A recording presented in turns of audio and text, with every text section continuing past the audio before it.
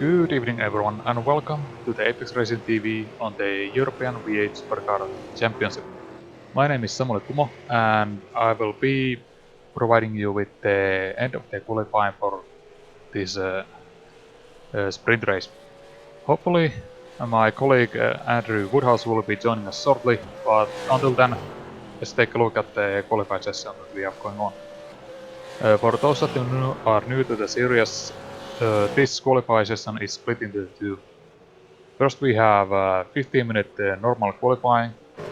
Until then there's a 55-minute break, and the last 10 minutes we will have what is called Super Bowl qualifying, where the 10 fastest guys will go out again and battle for the pole position.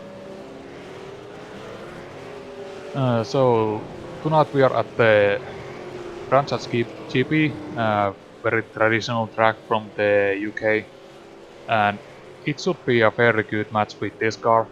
There's plenty of room to battle and a couple of nice trades to make the moves. Just quickly looking over the standings while we are waiting for these guys to post their qualifying laps. In the overall championship we have Kurczek currently leading. He had a very good week last time at the Spa, where we had the endurance race, dominating performance there. Klusterman second, Janssen third, Tomsik fourth, Solter fifth, Frot sixth, seventh is Buzzing, Peter Smith eighth, Peter Bingham ninth, Pitchman 10th. And in the pro standings, Klosterman also leading there with, he's second in the overall, but Klosterman leading with sizable gap to Janssen, Bingham, Whiting, Buzelin, Spandig, Gelate, Manley and Mark Jones. In the AM standings, we have Brightwall leading over Ronald Moons. Ronald Moons has had quite plenty of action last time at the Spa. On third we have Coleman, Lundgren, Morjon, Swinzer, Parson, Ambrose, Gerard, Belva. In the teams, Never Quit Racing A is leading, almost 400 points over Squall Racing team, with Delicap Racing third. Fourth is GTL VRT Red, Slingshot Sim Racing fifth, Fusion Racing sixth, Sasing Motorsport seventh, Simpson Pro 8th, Apex Racing UK 9th, and GTL VRT Silver 10th. So currently Tony Klusterman is at the provisional pole with the best lap of 25.5, which is about 10th and a half faster than Kurczek's fastest time so far. So let's see if Kurczek can improve his lap time this time around. They're coming to the last corner. No, he is pitting in. So let's see who else we have coming across. There's Ashley Blakewood. He's currently third, and very familiar name for those who also follow the BSR series. That seems like it was not a valid lap. No, it was. 25.9, which is not faster than his fastest time, but very close to it, so he's still running at a good pace. In the fourth place, there we have Simon Field.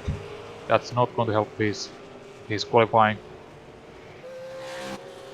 And there's Mark Winters, Klaus Winter, currently running fifth. Coming through the mid section, which is this is a very challenging bit of the track because you really need to trust the car and really attack those corners to make the most of it. We have 4 minutes left, and looks like Klusterman has had enough. He is currently in the pits.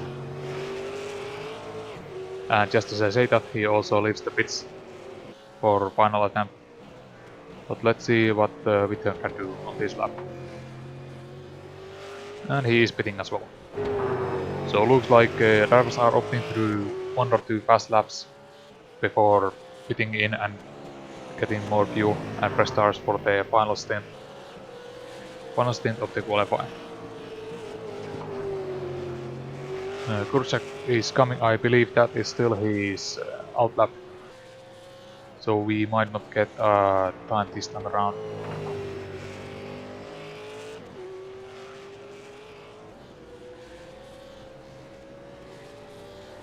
Excuse me, yeah, just looking up where my colleague is. So we have, who do we have on the fast lap? Brightwell is around halfway through, but that's still gonna take a while before he gets done. Jackson, Philip is coming through. Let's see if he improves. He's currently 10th. And I believe that is the same lap time, same position he was in the pre-qualify. And 27.1 does not improve. There we have Brightwell coming through. He is still at the mid-section, and that was very close to cutting the corner. And there goes. I believe that corner will catch up many guys. This is one of the old tracks, and there's plenty of camber that you can use through the corners that can really help you get the fast times out. But also it can really catch you out if you take it wrong. So here I believe this will be Kurczak's fast lap. Really using all of the track available to him. And he comes across the line. That is an improvement, but it is not quite enough. That's still a 10th off from Loserman's time.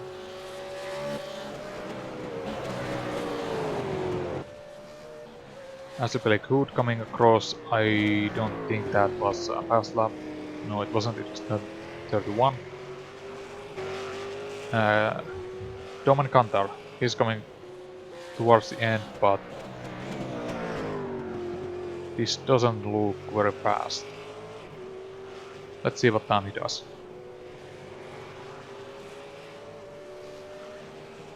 Yes, 30.7, that is not a fast lap, that's most likely outlap, or he just had a mistake and is saving the tires for the next one. Chris Jackson coming across, currently 9th. 27.1. And it looks like my colleague has made it here. Hello Andrew, can you hear me? Hey everybody. Hey, and now that I've also enabled you, now they can hear you. Hello everybody. Hello Sam. Yeah, we've had a pretty nice qualify here. Klusterman currently at the pole, followed by Kurczak with Ashley Blakewood at 3rd. So, how are you liking this track? Oh yeah, I love it. I love Brands Hatch. I think it's fantastic. Especially the final part of the lap. Dingledale, Westfield, I believe, and then all the way through to Clearways. It's a fantastic circuit, and I love it. It's very difficult though. It's quite narrow, so I'm sure we'll see some guys using the runoff areas in the grass. Yeah, it's one of those classic UK tracks, and I was thinking that maybe it suits this car very well because it is the kind of a touring car circuit. It's not highly technical, and I think these cars are very well suited for this type of circuit. Yeah, it's fast, and there's a lot of there's several sort of they're sort of average length corners where really the driver can make the difference, and I think that's what we're going to see here today. And of course we're back to the 2-race format. We had the single endurance race last week, so I think it'll be good to see the drivers being able to attack a little bit more. Yeah, and qualify is just about to end. Do you have any drivers on the fast laps?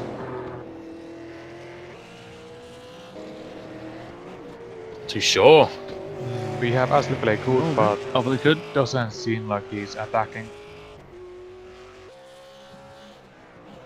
You could see Ashley in the series. He's we've seen him a lot on Apex Racing TV. In many of the BSR series that we cover. Yeah, I see he's won races in a couple of different series. So You could see him out there. Klusterman recovering from a pretty poor race last week and getting yourself onto pole position, which I think here pole position is more important than some of the other tracks we've been to, Sam, especially because I think overtaking is going to be quite tricky. Yeah, and I think the field will bottle up on the lap 1. And just being up the front is a huge advantage because you can avoid any potential issues that might happen. Yeah, we usually see... we are done with the qualifying. So would you begin and give us the grid? Yes, of course. Tony Klusterman takes pole position with a 125.274 ahead of Rafael Kucharczyk on 25.6. Ashley Blake Hood is in third, 2/10 behind, and then it's Domin Gantar, who showed very well last week at Spa. Simon Field is fifth with Chris Jackson in sixth. Seventh is Klaus Winter. Eighth is Jean-Philippe Bousselin, who'll be hoping for a better race than last week. Richard Brightwell in ninth, Stephen Phillips 10th, and 11th for Samuel Roth. Peter Bingham is in 12th with Samuel Buzen in 13th. Clyde Whiting is 14th and Aaron Gearing is 15th. Jose Borges is 16th and then Ben Galite in 17th. 18th for Bill Switzer, 19th Robert Lundgren. Alec Kowalski is 20th. Anthony Woodward is 21st. Martin Brandon 22nd. Matthew Coleman 23rd. And then drivers at the back who haven't set a time, either due to penalties or just a bad qualifying: Victor Tanaka, Dave Janssen, Daniel Tomsic, Ronald Moons, and Igor Bembik. Right, getting ready with the grid. Yeah, it'll be interesting to see if anybody does opt for a pit lane start here because of the incidents that we've seen over the years. It's quite difficult to get the car off the line here, Sam, across the track sloping down towards the inside. Yeah, and especially with these high power and typically rear-wheel drive cars that are very prone to stepping their tail out. It will be challenging for these guys. Well, we've seen a few pile-ups here in the past on the just even before we even get to the first corner. It's not Paddock Hill Bend and Druids that really cause the issue. It's seemingly there's this starting grid, and if people don't get off the line, we have seen some issues in the past. Here we go. Red lights are on at Brands Hatch. And the green light is on. Everybody seems to have got away pretty well. Oh, apart from the Domin Gantar machine. Oh, and there's a Holden sideways to the first corner. I think that might have been... was that Ashley Blake Hood? It's Longren and No, sorry. Yeah, Longren and Switzer are off. Oh, Blake Hood. Sorry, Stan. Blake Hood hits... He hits Chris Jackson slightly. Oh, and he loses it. And he hits Jackson again. Blake Hood getting all in amongst the action so far. Then it's Domin Gantar, then Simon Field, and then you've got Jean-Philippe Bousselin, Stephen Phillips, Klaus Winter, and Richard Brightwell just in that group that completes the top 10. And there's a move here between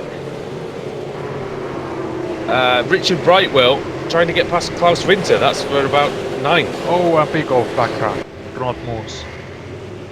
Moons going off at one of the fastest parts of the circuit. Yeah, he just loses. He just loses the rear. So it's a good start by Tony Klusterman. He leads after the first lap. Rafael Kucharczyk in 7th. Then it's Chris Jackson. Ashley Blake Hood is 4th. 5th is Domin Gantar. 6th is Simon Field. 7th, Jean-Philippe Bousselin. 8th, Stephen Phillips. 9th, Richard Brightwell. And rounding up the top 10 is Klaus Winter. Yeah, as we expected, the first lap was really busy and plenty of just cars bottling up and stepping over each other there. But seems like now that the field is single line, it has started to calm down a bit and they can carry on with the racing. A few drivers out already. Alec Kowalski, Robert Lundgren is out as well, it looks like, as is Bill Switzer. And Alec Kowalski has used his fast repair, so he's back into the action, stays on the lead lap. Only barely though. Oh, Martin Brandon, look at his car, Sam, as it makes his way back to the pits. There's not a lot left of it. So yeah, that car has seen some battles. yeah, already we've only had 1.5 laps. Rafał Kucharsk is now beginning to get into his rhythm, but he can't close the gap to Klosterman yet. It's about 1.5 seconds. Chris Jackson in third, fourth is Ashley Blakewood, fifth is Domin Gantar. We saw Kucharsk absolutely dominating at Spa-Francorchamps, Sam, and well, he's not showing that speed here, but again, we mentioned it might have been a great car and track combination for him last week, and everything just looked to fall into place. Yeah, looking at the first laps, Klosterman was half second faster than Kucek, but we'll see what happens when they get back into their rhythm. This is still Close. after all the third lap of the race. Battle for third is very close between Jackson and Blakewood and Gantar. And Fields on the back of that as well, Busalan as well. So, be interested to see what the driver's mindset is. It's only a 30-minute race. We saw the 2-hour one, of course, last week. Completely different approach. I think that's needed here. You don't need to worry too much about the tyres. I mean, you've got to be still a little bit careful with them in the early stages, I think. Yeah, at least for this first race, the drivers don't have to necessarily do the pit stop. So maybe they want to be a little bit cautious and make sure that the tires last to the end and they don't have any kind of damage that would force them to take the unnecessary pit stop. Yeah, because of course, no pit stop here needed as Blake Hood up the inside of Chris Jackson into clearways, and he's through. Jackson's trying to fight back. Blake Hood covers the inside. Gantar's having a look as well. And on the back of that is the Ford of Simon Field. Yeah, that's a good battle going on there for the third place. And there's also 8 plates, Phillips and Tanaka having a good battle. Tanaka just got past him. By the way, Tanaka started at the back, Sam. Yeah, he's made a good progress.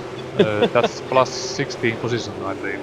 If I could I was going to say, if I could do that, I'd be very, very happy. Victor Tanaka, we've seen that he's quick in the past, but sometimes struggles to put the full race together, and here he is, and trying to make sure that he can get at least on the podium. Yeah, well, speaking of fast, his last lap was 25.8, which is faster than any of the guys in front, including Klosterman. Yeah, he was 6/10 faster than Klosterman, 4/10 quicker than Rafał Kucharsk. Gantar and Field exchanging positions on this lap, and look at Tanaka. Look how quickly he's catching these guys. He's right with Busalan. And he's really pushing it with everything he got. And to make that his last lap time even more impressive, he was in traffic while Klosterman was in a clear air. Yeah, outstanding from Tanaka. He obviously likes this circuit. Sometimes, Sam, we find that certain drivers, they don't actually like the circuits even when they're quick on them. So interesting if we can get a word with Tanaka at the end and maybe see whether it is one of his favourites or not. Simon Field, incidentally, who's in 6th place at the moment. He started 534 BSRTC races. He's won 19 of them, so good pedigree there for him. Yeah, and I bet he has driven this track quite a few times. Oh, at least once a season in the BSRTC. Here he comes on Gantar. Oh, and he touches the grass as he tries to go through on Gantar. Ford versus Holden. And there's another Ford versus Holden battle just behind. Look at Tanaka, he's already got alongside Busalan. And this is going to be nicely done here. And it is. And Victor Tanaka wastes absolutely no time in getting through there. I'll tell you what, he's not completely out of question for race victory if he can dispose of the rest of them that quickly. Look, he's going to get one here. Oh, and he does get one. He gets Field. And he got him good. Was there contact? Yes. It looked like it. Let's see on the replay. It absolutely looked like there was a crash. Yeah, whoa, just about. Yeah, Field Just was way about. out of shape into the corner, ran a little bit wide, and just was maybe slower than Tanaka was expecting. Yeah, I think Field made a mistake. Tanaka came up on him very quickly. Field's still going here. Is it worth staying out, Sam, or is it worth coming in to get that fast repair? I mean, you may only lose about 10 seconds in the Brands Hatch pit lane. It really depends on your lap times. If you can keep up, let's say, if it's only second or half a second slower, then it's not enough. Yeah. But if he's going to lose like multiple seconds, then it's obviously best to just come in and get the repairs. Tanaka was still faster than the leader, even after 2 overtakes and a crash. So that tells you. And look at this, he's going to get another one here. He's going to get Gantar. Up the inside into Dingledale. Gantar loses it. Oh, and he just saves it. 2 wheels on the grass for Gantar. Tanaka is through. He's going to set about Chris Jackson now. Look at the body language of the car of Victor Tanaka, Sam. It's just much more aggressive and much more planted than all the other guys. He seems to be really, really in tune with his machine.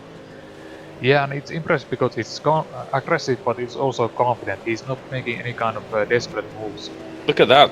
And that's an easy pass for him into Paddock Hill Bend. He runs a little bit wide, but it's not going to hurt him. In fact, it probably helped him maintain the position over Chris Jackson, who he's forced to settle now for 4th position.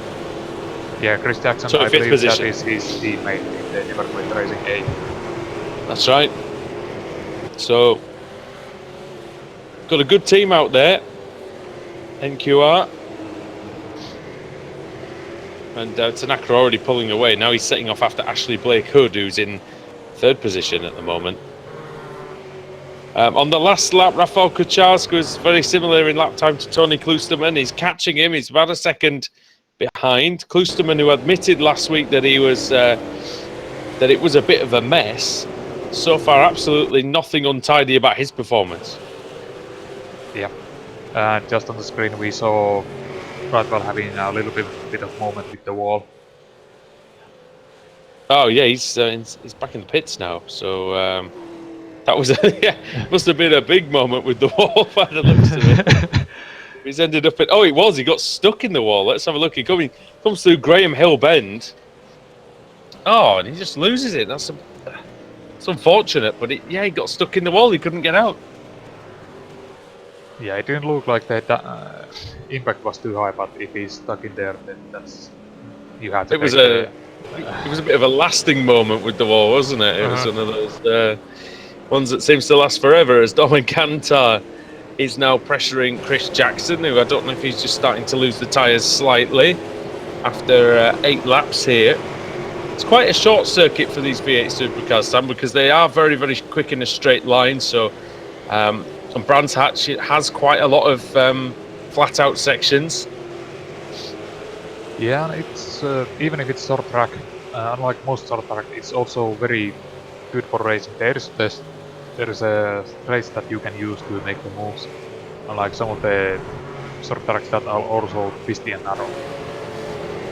Yeah, definitely. And Tanaka's pushing so hard. He's nearly flying off the track at nearly every corner, but somehow he's managing to keep it in good shape. Started 24th. We're on lap 8. He's already up to 4th. And the amazing thing for me is that he 3 laps ago he was 8.5 seconds behind. He's now got it down to 6.8, and we'll see what it is as he crosses the line this time round. The gap now to the 4th place man, 6 seconds. So he's caught Klusterman at 3/4 of a second a lap the last 3 laps. Yeah, Klusterman's last lap was 26.6. So he is going to catch up at this pace. But Tony Klusterman, you see, he has the advantage of being out in front, and maybe he's able to look after his tyres slightly, because Tanaka's having to push like hell to get into contention. But you've got to think that if Klusterman is pressured at the end of the race, that he might have a little bit more left. Yeah, but he also needs to be careful to not take it too easy, or he might be got surprised by Tanaka. Well, Kachashi's there as well. That's true. So, but you see, these two, compared to Tanaka, obviously Tanaka's going a little bit quicker than them, but compared to Tanaka, they're looking very, very smooth. So, we'll see. I mean, you can only push the tyres so hard for so long, especially in the V8 Supercar. I used to race this car every now and again, and it's not an easy one. Now there's a great battle here, Sam, for 13th, 14th, 15th, 16th, and 17th. That's Anthony Woodward at the front of it. In fact, there's Ben Golight as well. There's Samuel Roth, Anthony Woodward. Sorry, Tanaka has gone off.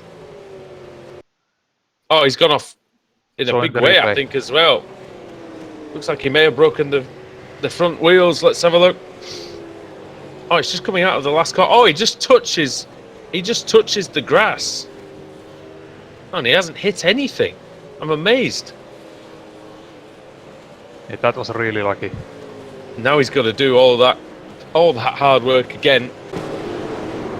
Where is he now? He's 9th, isn't he? So, and by lucky, I mean that he was lucky to not hit anyone, but unlucky that just a slight he was definitely lucky that A, he didn't hit the wall, and B, he didn't get collected by any of the cars coming down the main straight. So, yeah, good fortune, and a good fortune for the top two, I think, as well.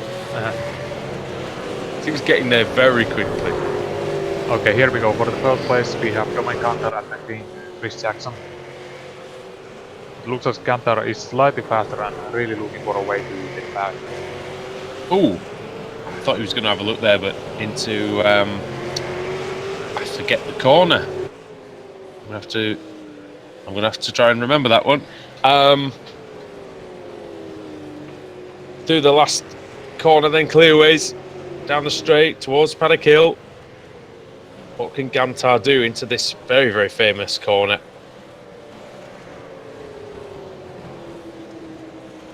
Up and over the curb, both tidy. And Jackson's not giving a lot to Cantar at this point. No, he's just keeping it tidy, and as long as Cantar doesn't really get close or have a great exit, I don't think Cantar is going to just make a desperate lunge. No, I think you're right, and he can't make a desperate lunge either, because he wants to get the points on the board and he wants to finish the race. It's Sterling's Bend is the second to last corner that I was forgetting. Yeah, look at this battle pack for the 6th place. So we've got JP Busalan, we've got Phillips, Winter, and Tanaka now. Oh, look how much more of the circuit Tanaka's using, and this is what we were sort of talking about before, was, you know, when you're testing the limits of the car and the track on every single corner, you really don't have any margin for error. Yeah, just looking at Tanaka through the corners, he's visibly gaining on. Well, he's going to have a look here. Goes. He's on the inside line, and this time he doesn't drift out to the left as we saw he did before. Maybe learned his lesson a little bit there.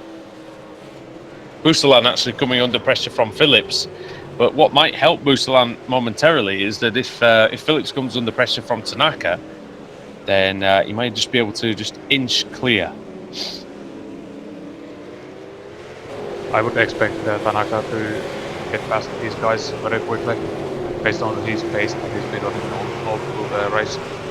Oh, dear me, did you see the twitch that he had coming out of Graham Hill Bend? He's just driving the wheels off the car.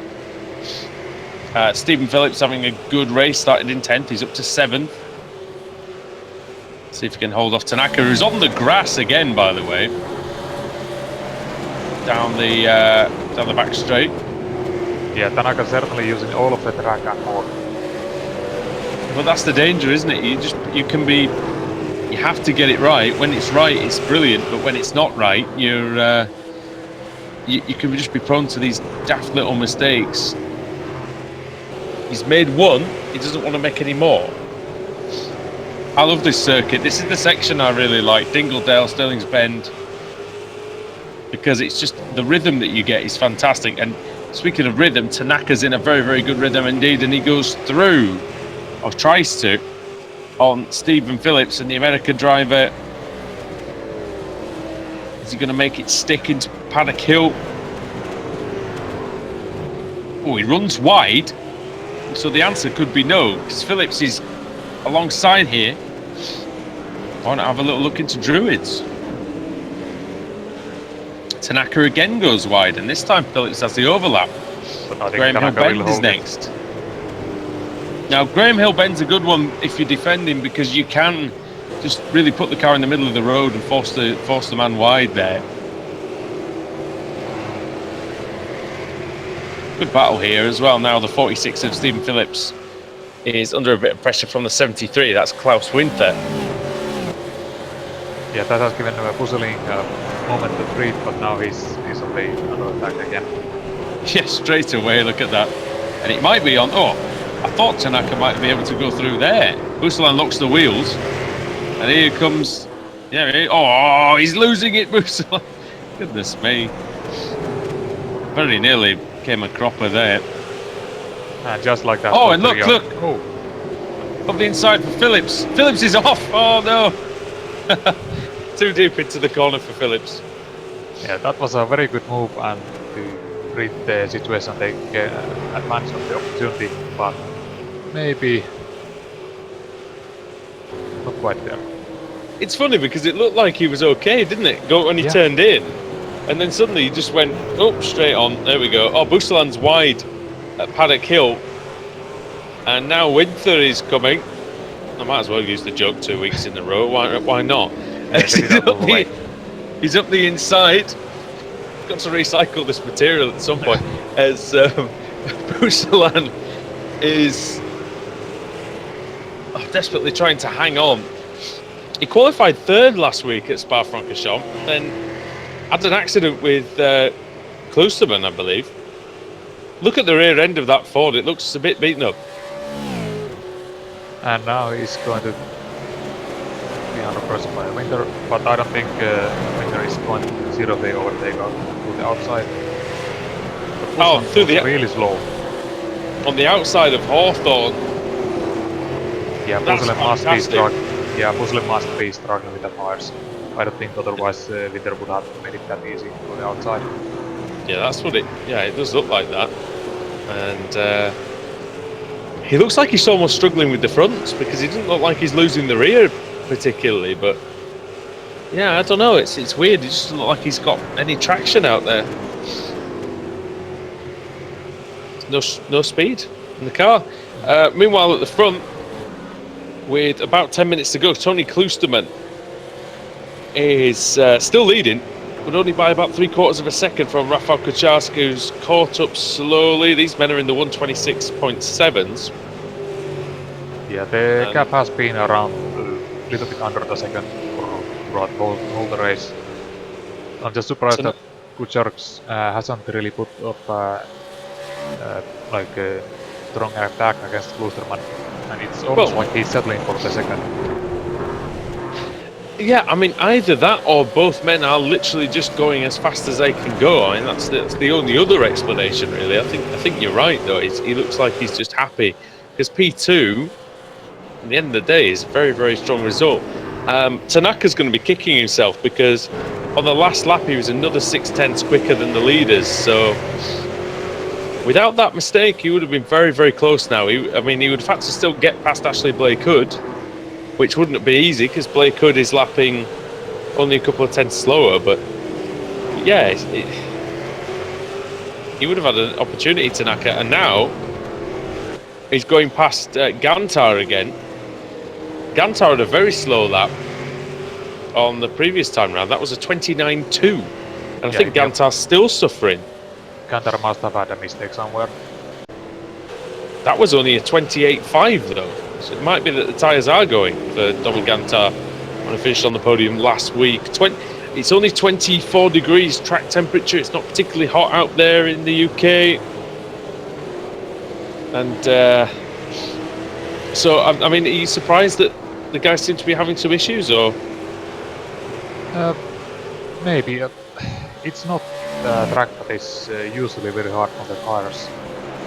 And this is still a sprint race after all, only 30 minutes race length, so they must have been Maybe- just pushing extra hard. Yeah, maybe that's the. Oh well, there's a battle here between Anthony Woodward and. Oh no, it's not. Matthew Coleman is actually 12 laps down, so that threw me off slightly. So he must have had an accident. Speaking of people who've had an accident, Simon Field's still going. He's in 17th place. Behind Woodward and then Whiting and Borges. Borges is chasing after Aaron Gearing. Gearing's another one who was a BSRTC driver. At least back in season 6. But he's under a bit of pressure from Borges.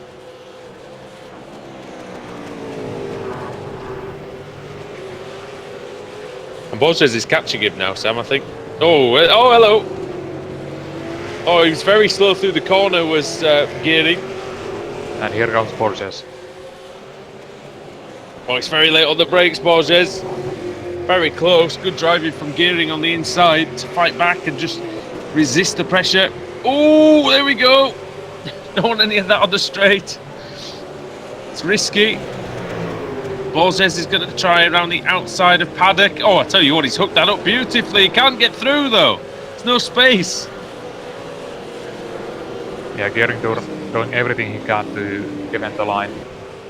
It was the perfect line through Paddock, but the door closed and there was no way he could step through. And now he's got a good run out of Graham Hill Bend, but it's still not enough to really get anywhere near. So Aaron Gearing is still in P13. Looks like he got a much better run out of the turn 4. Yeah, and he's now clear, I think.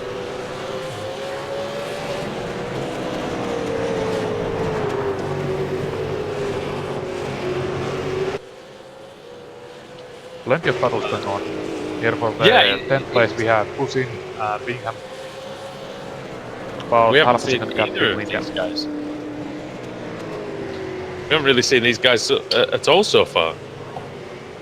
No, but that's mainly because we've been focusing on Tanaka and his overtakes and Oh, there's been some great overtaking by Tanaka. And I get the feeling there's going to be another one here because it's his teammate again, Chris Jackson. I'll tell you what, if Tanaka... I know we keep going on about him, so apologies to the viewers at home, but 24th on the grid. He looks like he's going to finish in the top 5 despite, Sam, a spin and a crash. yeah. Did he have some kind of penalty or what? Because he had started so far back now as Chris Jackson was losing it. So yeah, did he have a penalty or something? Possibly from the last. I don't know for sure, but I think he might have had a penalty coming from the last meeting he was at, which off the top of my head might be Imola, but I can't really remember. Yeah, I don't think I saw him in this bar last time around. He wasn't there last week, I don't think, no. About 4 minutes then. Is it 3 minutes or 4 minutes? 3 minutes 40 seconds. Plus There we whatever go. there is left after the white flag. Yes. And it looks like the battle for the leaders settled down now. Tony Klosterman, the Canadian, leading the pole, Rafał Kucharsk by 1 second. And then Ashley Blake Hood of Great Britain in 3rd. Yeah, Kucharsk didn't have a great lap last time around. He was 3 tenths slower than Klosterman. So unless he can really pull out something, I don't think he's going to be able to challenge Klosterman. No, I think you're right. I think this. He hasn't shown that he's been able to consistently, consistently take any time out of Klosterman. Klosterman driving very, very smoothly and very, very quickly as well. Tell you what, we've got a very, very, very, very international top 10 because we've got Klosterman, Canada, Kucharsk, Poland, Blake Hood, England, Tanaka, America, Jackson, Canada, and then you've got Gantar. Now, I'm not sure exactly which country it is for him, but it's Central Eastern Europe club anyway. And then Klaus Winter, who is of Scandinavia, Busalan of the DH club, and then Stephen Phillips of America, and Samuel Buzan is from the Benelux region. So very, very international field actually, Sam, for this one. Yeah, it's interesting to see that this car is so popular among different drivers. It's not just limited to Aussies. Yeah, I have to say, I think the Aussies are definitely probably the best. But yeah, there's a great following for the V8 supercar over here. It just shows how good because the racing's very popular. The Australian series is very, very popular in this country as well, because it's now because it's live on a couple of channels in Britain. So yeah, it's and I suppose across Europe as well. Now, Jackson's now suddenly under a heck of a lot of pressure from Gantar, so not exactly sure what's happened to Jackson. But Gantar is right there, and this is kind of the battle that was going on a few laps ago, Sam, before Tanaka got involved. Yeah, it was briefly paused there, but now Gantar is all over him. Not quite close enough to make a move right there, but we'll see. Maybe out of the last corner he can get a good run. He might only have a couple of chances left. See if he can take any of those chances. Rusterman had a fairly slow lap last time around, and now Rafael Kucek is only 5 tenths behind him. Alright, here we go then. Final. Potentially this will be. Will this be the last lap maybe, or the next one? I think this will be the last lap. We have 30 seconds left remaining. And Klosterman has done a good first sector again, Sam, and just decided to and just pulled away a little bit, but he gets a bit sideways out of Surtees, which does allow Kucharsk to just maintain his position. He's still got a bit of a sniff here. Bit of traffic up in front of them as well, so if that comes into play, it could be interesting. Only got a few corners to go then. Klosterman into Westfield. Yeah, so we have enough space to not have any issues with traffic. Kucharsk's car looks absolutely welded to the ground, and as we've only got 2 corners to go, he's got every chance if he can really fire it out of this corner. Sterling's, I think it's going to be Klosterman, because unless he makes a mistake here, I think he's going to be home and dry. Round 1 of the evening in the PenPower European V8 Supercar Championship goes to Tony Klosterman, with Rafael Kucharsk in second, and overcomes Ashley Blake Hood. Excellent race for him, excellent. Victor Tanaka was outstanding out there, apart from maybe that one little moment. 4th place for him. 5th is going to be Jackson. He just holds off Gantar, and then Klaus Winter with a very, very good fight back, because he dropped down a few places at the start, up to 7th again. Jean-Philippe Busalan in 8th. Stephen Phillips coming over in 9th, and 10th is Samuel Buzan, as he holds off Peter Bingham. And then Samuel Roth in 12th. And then we've got quite a while to wait, but it's actually still pretty close between Borges, Brightwell and Woodward. Here we go, Jose Borges. It's going to get 13th position. Then it's Richard Brightwell and Anthony Woodward in 14th. Klein Whiting taking 15th. Aaron Gearing 16th, beats Simon Field.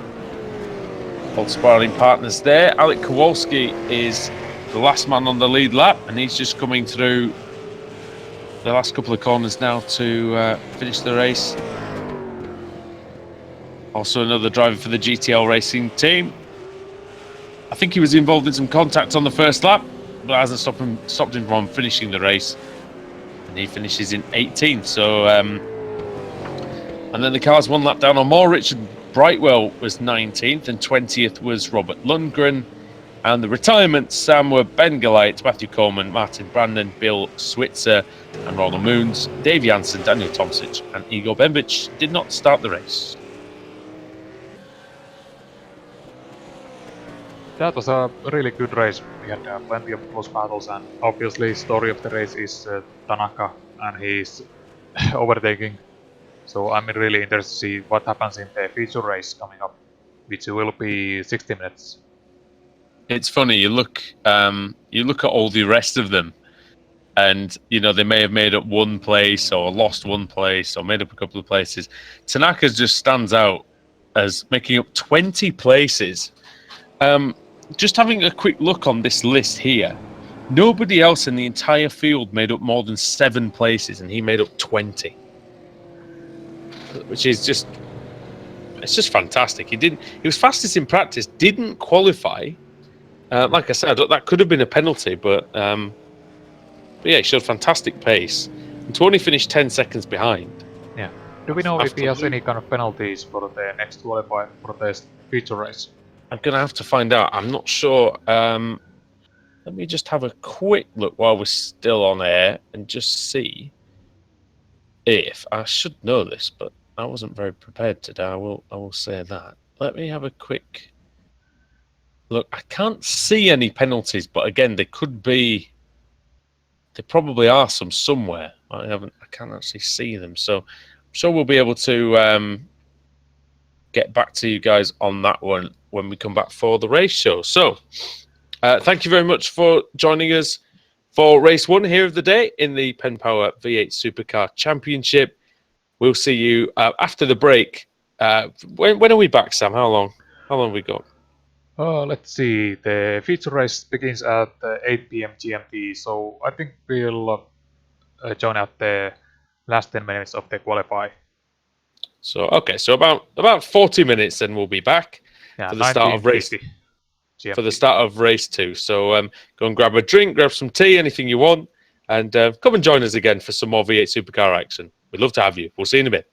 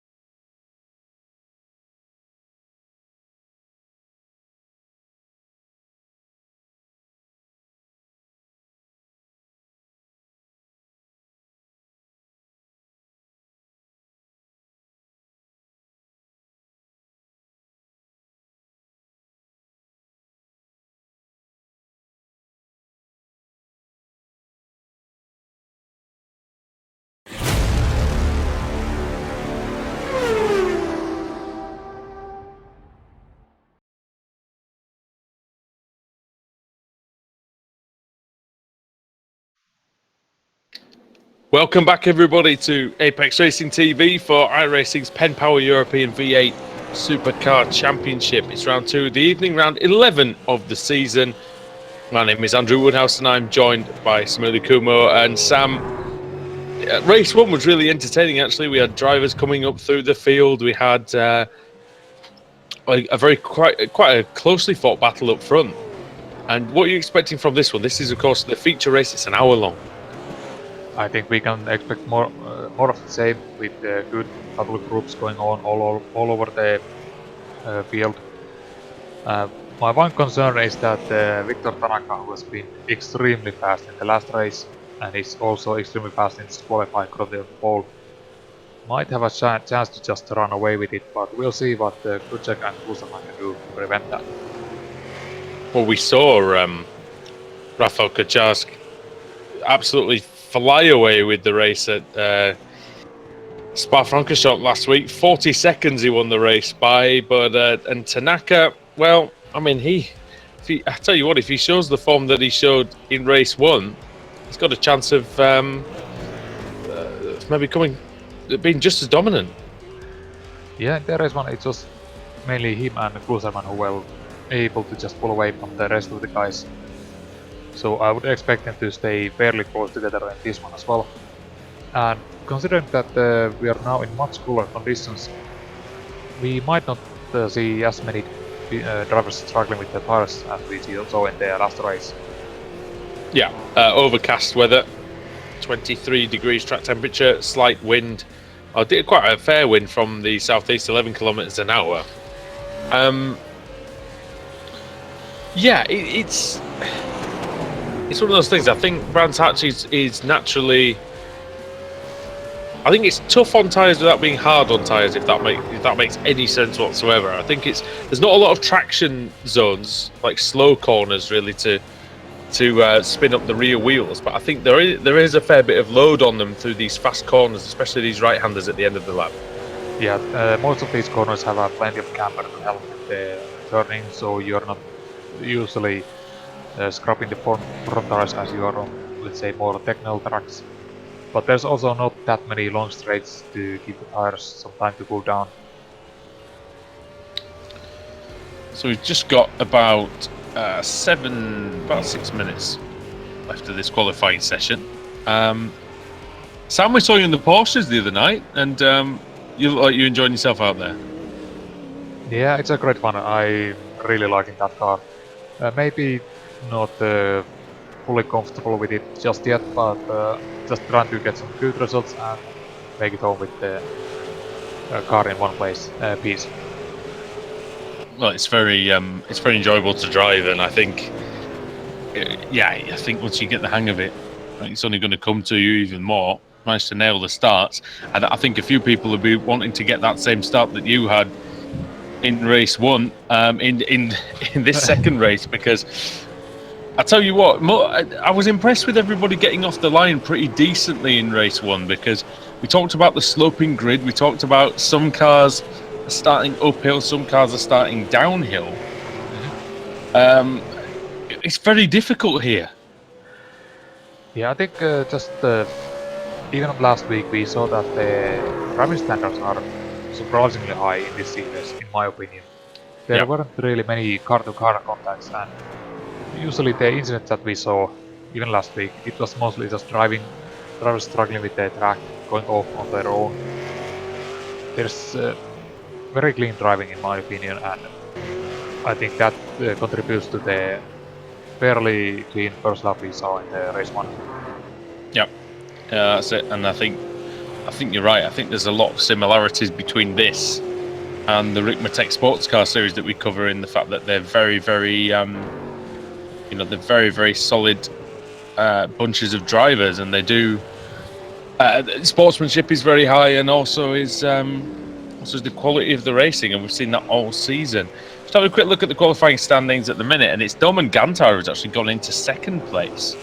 So he's improved on his. In fact, two of them, Gantar and Klusterman, have both got ahead of Rafał Kaczarski into second and third. Victor Tanaka is leading the way, but now he's only got a 0.3 advantage. So we'll see if anybody can come in and improved in the last 4 minutes. Yeah, we also have Winter at the 5th, and I think that is better than he had in the last race.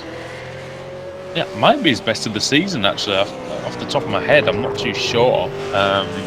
Oh, hello. I just had a look at Busalan. Yeah, we're watching him right now.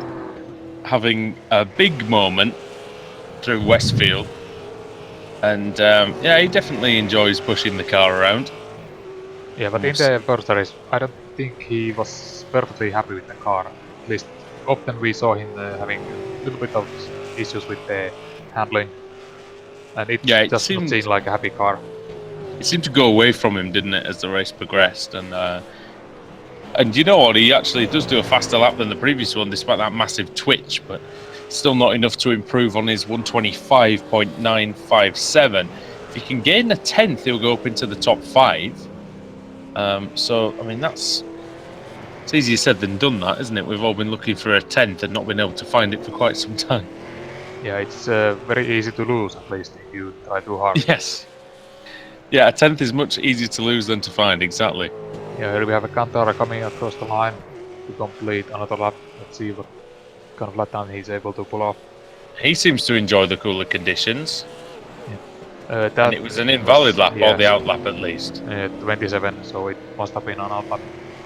Or just slow otherwise. It'd be interesting if he can pull a lap together that can challenge Tanaka. I think Tanaka might think he's done enough. I'm just having a watch of Busalan as well coming through the final sector again. Looks a lot... Oh dear, I was going to say... that's the commentator's curse before I've even said what I'm going to say. I was going to say looks a lot tidier than last time. Preemptive curse there. Well, it's real. The struggle is real.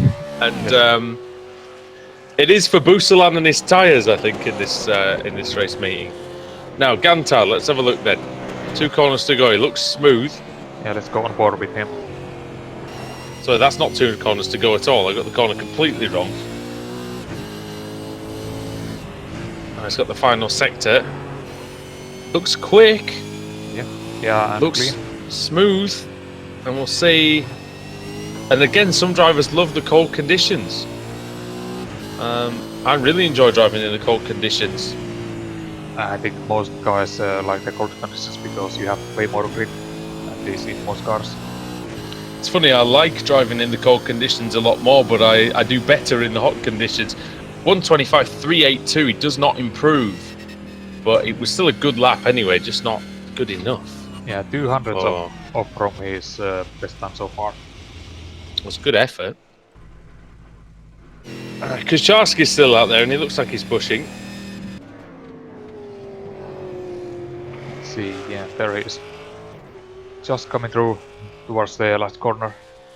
I think he's almost been guilty, Sam, tonight of maybe almost driving too carefully, almost driving within himself somewhat. Whereas last week he looked like he was right on the pace. Let's have a look and see what this brings. And that's an out lap, I think. Or at least a slow banker lap, but I think he's made a mess of Paddock Hill. And we have checkered out, and I don't think he made it across the S. It was close. Yeah. Chris Jackson. Yes, Chris Jackson is still on the lap. See if he can improve on his 126.132, which is 4/10 quicker than he went in practice. So let's see, he's got a couple of corners left. He's got Sterling's Bend here. A lot of camber there, it pulls you down nicely. And now he's on the power hard. And then it's clearways, so this is another corner you can sort of throw it into. Get on the power very early in the NQR car. And it's a 26.5, so it's not a great lap there for him. It looked good, but didn't have the pace to go with it. I think there isn't anybody still out there. So I think we have our qualifying results, and I'll read them to you now. So Victor Tanaka takes pole position. He started last in race 1. He's now starting at the front. Domin Gantar is second. He joins him on the front row. Tony Kusterman in third and Rafael Kucharski in fourth. Fifth is Klaus Winter with Jean-Philippe Busalan in eighth. Simon Field seventh. And in 6th was Boosterland, sorry. Field is 7th and Chris Jackson is 8th. Stephen Phillips is 9th with Peter Bingham in 10th. Then it's the two Samuels, Roth and Buzan, 11th and 12th. Jose Borges in 13th, Richard Brightwell 14th, 15th is Clyde Whitey, 16th is Ronald Moons, Daniel Tomsic is 17th, 18th Alec Kowalski, Robert Lundgren is 19th, 20th is Aaron Gearing, 21st is Anthony Woodward, Matthew Coleman 22nd, and Bill Switzer is at the back.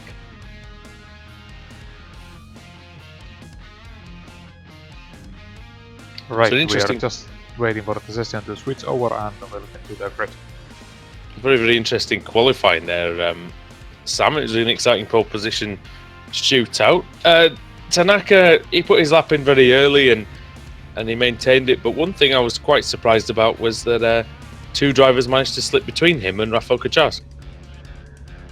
Yeah, that was a very good performance in my opinion from Kantar, and I don't think he was showing his full pace in the last race.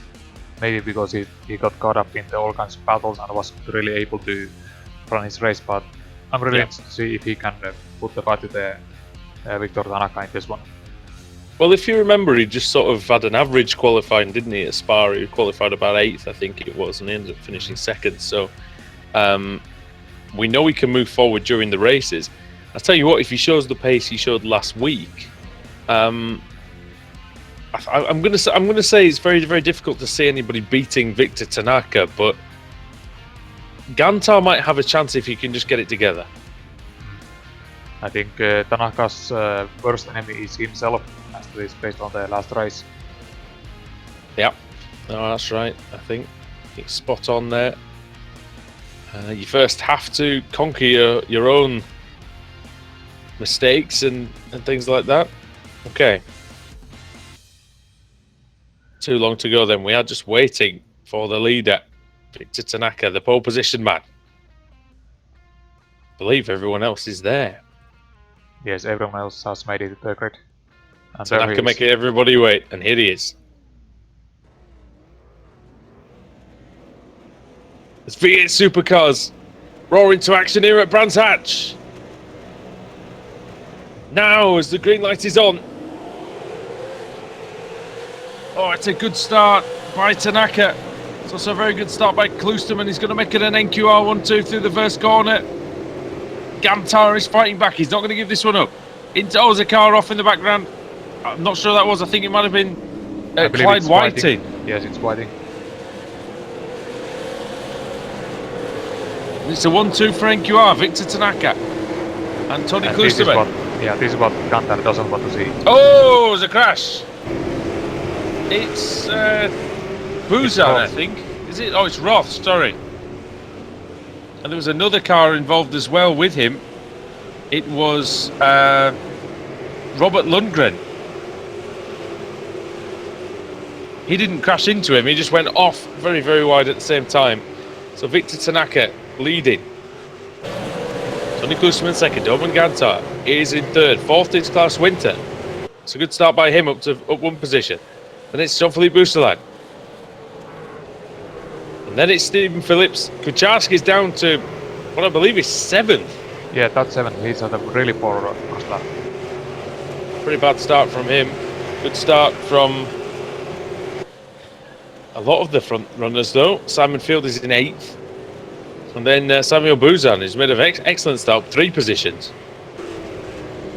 Oh, and we've had a crash with Chris Jackson. Let's see what happened there. Oh, heck, yeah. He was coming through Sterling's. Oh, he just turns across the man there. And that was... I'm not even sure. Who was that? Was it Woodward? 265, yeah. It was Anthony Woodward. Yes. Who he turned across, and there was an Apex Racing Academy car that got delayed in that one. That was Coleman, I think. Coleman. Yeah, Coleman has went to the pits for repairs. It's quite close at the front, Sam. Yep. Tanaka is not getting away. And this is what we want to see. Good battle for the lead. In fact, he's coming under a lot of pressure and he's twitching away in that Holden Commodore ahead of Tony Klosterman.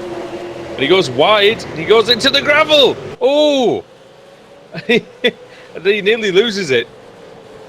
And that was exactly what you were talking about. He's got to control his own driving. And like you say, biggest opponent could be himself. Yeah, using all of the track and a little bit more, just like in the previous race. Just a little bit more, but just enough to keep it pointing forward, barely. Tanaka leads, Kusterman second, Gantard third, fourth is Winter, fifth is Busselan. Then it's Phillips, then it's Kucharsk, and then it's Field. And it's these these 8 that are within about 5 seconds of each other. Field goes off, slightly at least. Little mistake under braking to Paddock Hill, just going a little bit wide. Samuel Roth making his way back through on Clyde Whiting, and that's for 19th. And these are the 2 cars that were off on the first lap, Sam. Yeah, they just now have to make their way back. And looking at the field, we are already seeing some kind of battle groups forming fast, just like in the previous race. We have the group of 3 for the 1, 2 and 3, and then we have the group behind the Winter for all within that second. Yeah, I hope it lasts for us for the hour. It lasted for us last week with 2 hours, so hopefully it lasts for the 1.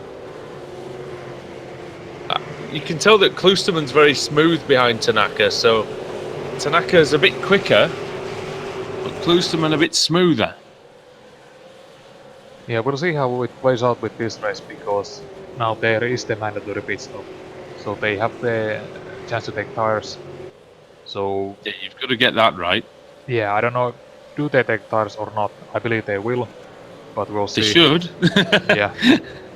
I mean, I would, because I know what it's like. And not this car is like, but they know better than me. So yeah, we'll see. Kusterman goes a little wide at Druids. It's not going to worry you too much there, because you can get a good exit when you do go a bit wide, actually. And these 2 are teammates, so they know how they're driving. So yeah, I don't exactly. think they're going to do anything crazy like force each other into mistakes. Nobody's going to. And the thing is, for Klosterman, you know, he knows that Tanaka's not really involved in the championship fight, so he doesn't have to beat him, does he? He just has to beat everyone else. Yeah, it might come as a surprise, but Tanaka is currently only 24th in the overall standings. But that is because he has 24th? Yeah, 24th. Yep. He has only taken part in 3 races before this one. But he has finished in top 5 in every one of them. So that tells you something about his pace. And it's good to see drivers coming into the series and doing well. All it does, Sam, is it raises the quality of the field. Exactly. I mean, we've lost a couple of very good drivers over the first few races. We lost Oscar Mangan, it seems. We lost Wiltshire Goether as well. Buzin has gone off. Buzin, he has. And it's passed by his teammate, Samuel Roth. So both Samuels, both in the same team, and both having problems in the first 4 laps. Let's see what happened to Buzin. Then he goes wide at Dingledale. Oh, he just clips the grass. And in this car, you cannot save that. Pretty easily anyway. He missed the wall. I don't know how. Excellent stuff to do that. Still lost a huge amount of positions, having to wait for everyone to go by before he was able to rejoin the track. Yeah, he lost a lot of time. But saying the Kia Optima, for instance, Sam, you could save that. Just getting on the just getting on the throttle and just hammering it. But V8 Supercar, it's an altogether different beast. It's much heavier. Of course, it's rear-wheel drive as well, and it's got more power. Look at the back. We have Tanaka. He's just getting a little bit scruffy, and he's off. Only off slightly with 2 wheels, but you know, he's lost half a second there. Sorry. Yeah. No worries. We also saw Klosterman having a little bit of switch moment behind him. Yes. Yeah, that looked exciting for Tony. Tanaka looked a bit slow through the final corner. Yeah, let's see the lap times. 26.3 for Tanaka and 26.1 for Klosterman. So only 2 times slower than Klosterman. 26.2 for Gantar, 26.3 for Winter. So Winter doing a very, very good job so far. Kucharski's there behind Busalan, 26.4 for him. So not a bad lap time, but held up behind Busalan. He's struggling out there. He can do the. It seems like his 1 lap pace is all right, but that's about it for him at the minute. Yeah, Ronald Moon's having a better race in 14th as well. Sorry. Yeah, surprised that Kucharski hasn't been able to move forward after having that 4 first lap. He's currently still stuck behind Busalan. I'm almost not really surprised by the way oh, Field loses it and he saves it. Wow, that was a great save, Sam, because that was very difficult. Yeah, we just saw it also. That was a moment and a half for him. Excellent save though, and he can get back after Stephen Phillips anytime he wants now. Klusterman right with Tanaka now. This is very interesting. Because and there is a lap do, car in front of them also. I do think over an hour race that Klusterman, just by the way his car is looking, you can tell he's saving more tyre than Tanaka. Yeah, he's not pushing it on the exits as hard, whereas we can see Tanaka really hammering it and kicking the tail out. You can just see with Tanaka's car, you know, there's just those little twitches under braking, that little slight breakaway that the car's trying to make. And with Klusterman, it's not really like that very often, until Tanaka went off, of course, and he got excited and got on the throttle too much.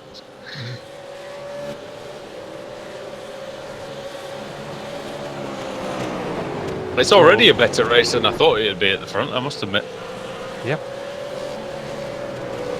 It's good to have like 3 guys roughly at the match pace.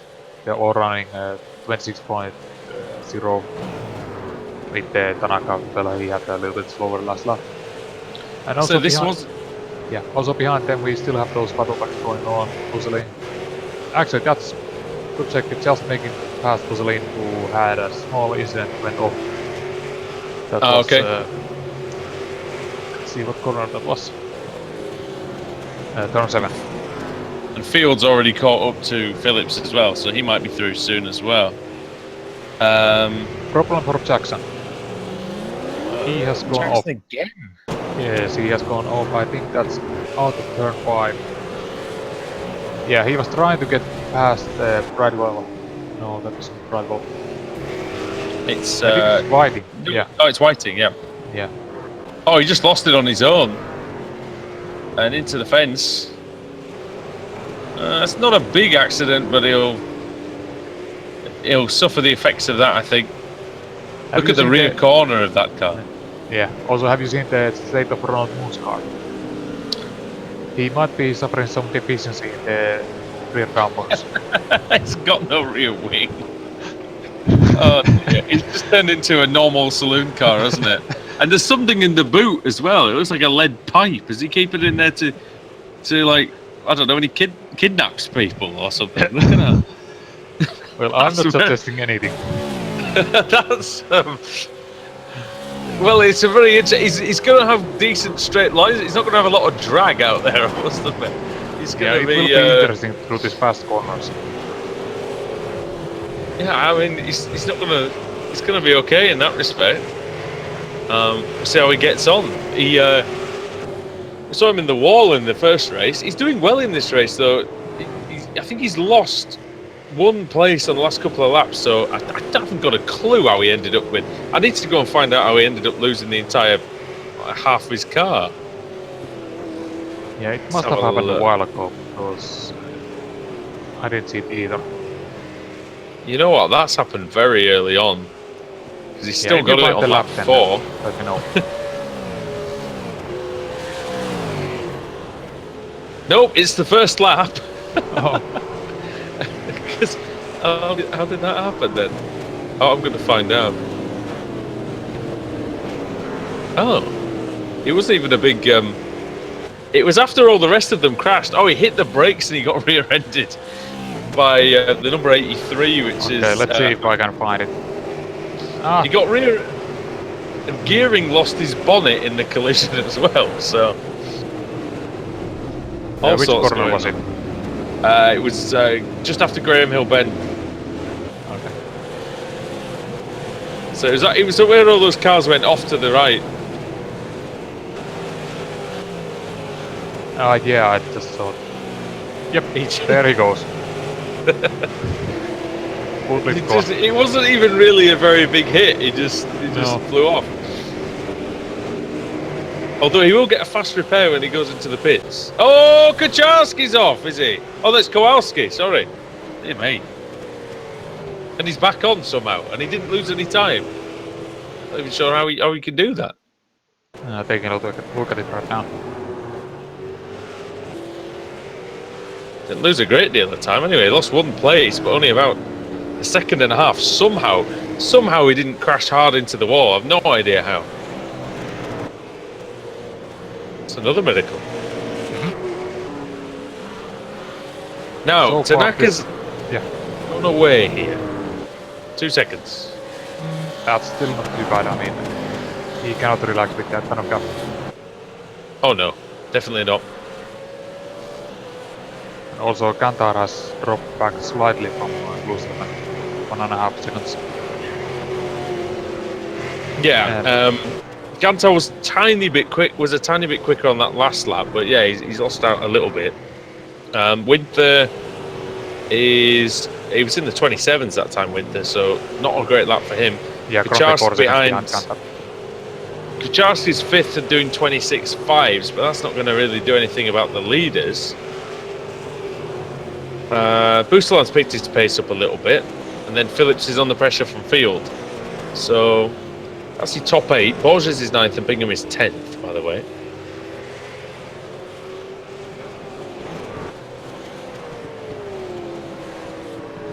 Field's closing in now, Sam, on Stephen Phillips. I think he might be through.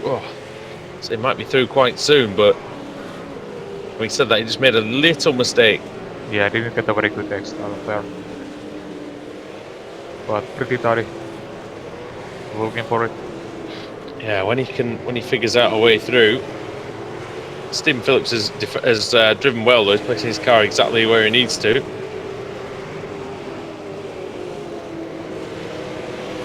Let's have a quick look. There's not really anything major going on. The closest battle out there is probably this one for 21st place, and that's between Robert Lundgren and Bill Switzer. Switzer, who started at the back, Lundgren, who started 19th. Apex Racing Academy car missing a front corner there, Sam, so more interesting aerodynamic developments. Yeah, I think he was missing a few bits in the previous race as well. Quite a few bits, I remember. As and Bill Switzer trying to make some inroads. Oh, that's a good exit from Surtees. Let's see if he can make anything out of it. Not really, but yeah, not quite close enough for this. Oh, hello, he's close now though.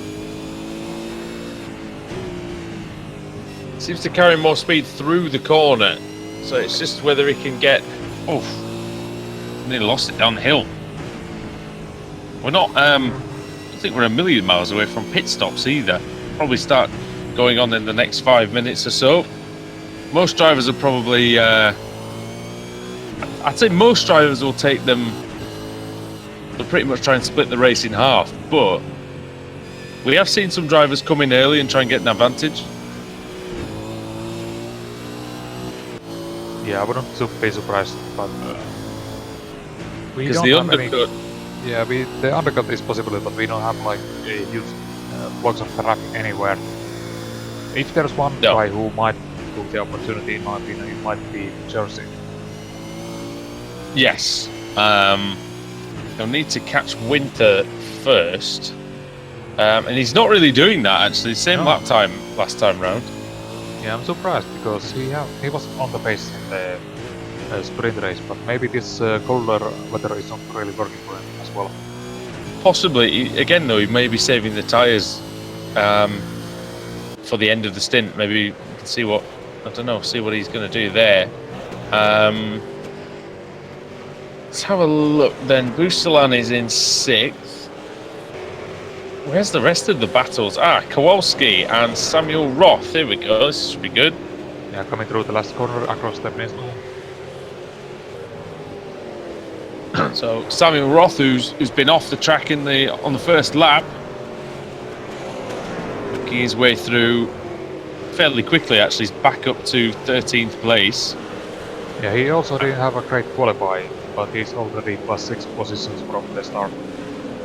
Yeah, poor qualifying for him. He looks fairly quick out there, so I'm sure he'll be able to make a little bit of a move forward. Richard Brightwell watching this battle with interest as well. 13th place for him. Sorry, 14th place for him. Ronald Moons and his lack of a rear wing is in 15th.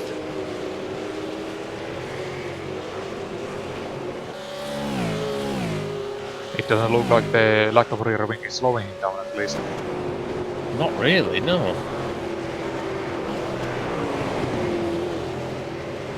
I think he is a tiny bit slower in a straight line, though. I don't know why that would be. You'd think you'd go faster without a rear wing, wouldn't you? But there we have it. Now, Roth is very close. The gap is very, very tiny, and he's going to surely think of a look into Paddock Hill Bend if he can get a good run through clearways. And he doesn't really. No, Kowalski got a much better run. Kowalski looking good here. Trying to defend this position. Runs a little bit wide here. A little bit wide, but not enough to give Roth a chance. Although Roth may have a chance now, yes. As he goes a bit wide through Druids. Graham Hill Bend is next. Roth getting very close, trying to set him up. Maybe Surtees. Oh, good. It was actually a good exit, despite the slide from Kowalski. Kowalski runs wide, and that's easy pass for that. I look away for 1 second. You wouldn't believe it, would you? And Samuel Roth is through, so he's up into 12th position. Check on his teammate Samuel Buzan as well. He is he's 18th, so he had a similar problem, and now he's down quite a way down the order. Chris Jackson is 19th as well after 2 incidents. So see whether he can battle his way back into the race. Yeah, way downfield from where it started. Kucharski's now pretty much with Winter. 27 flat for Winter, 26.8 for Kucharski.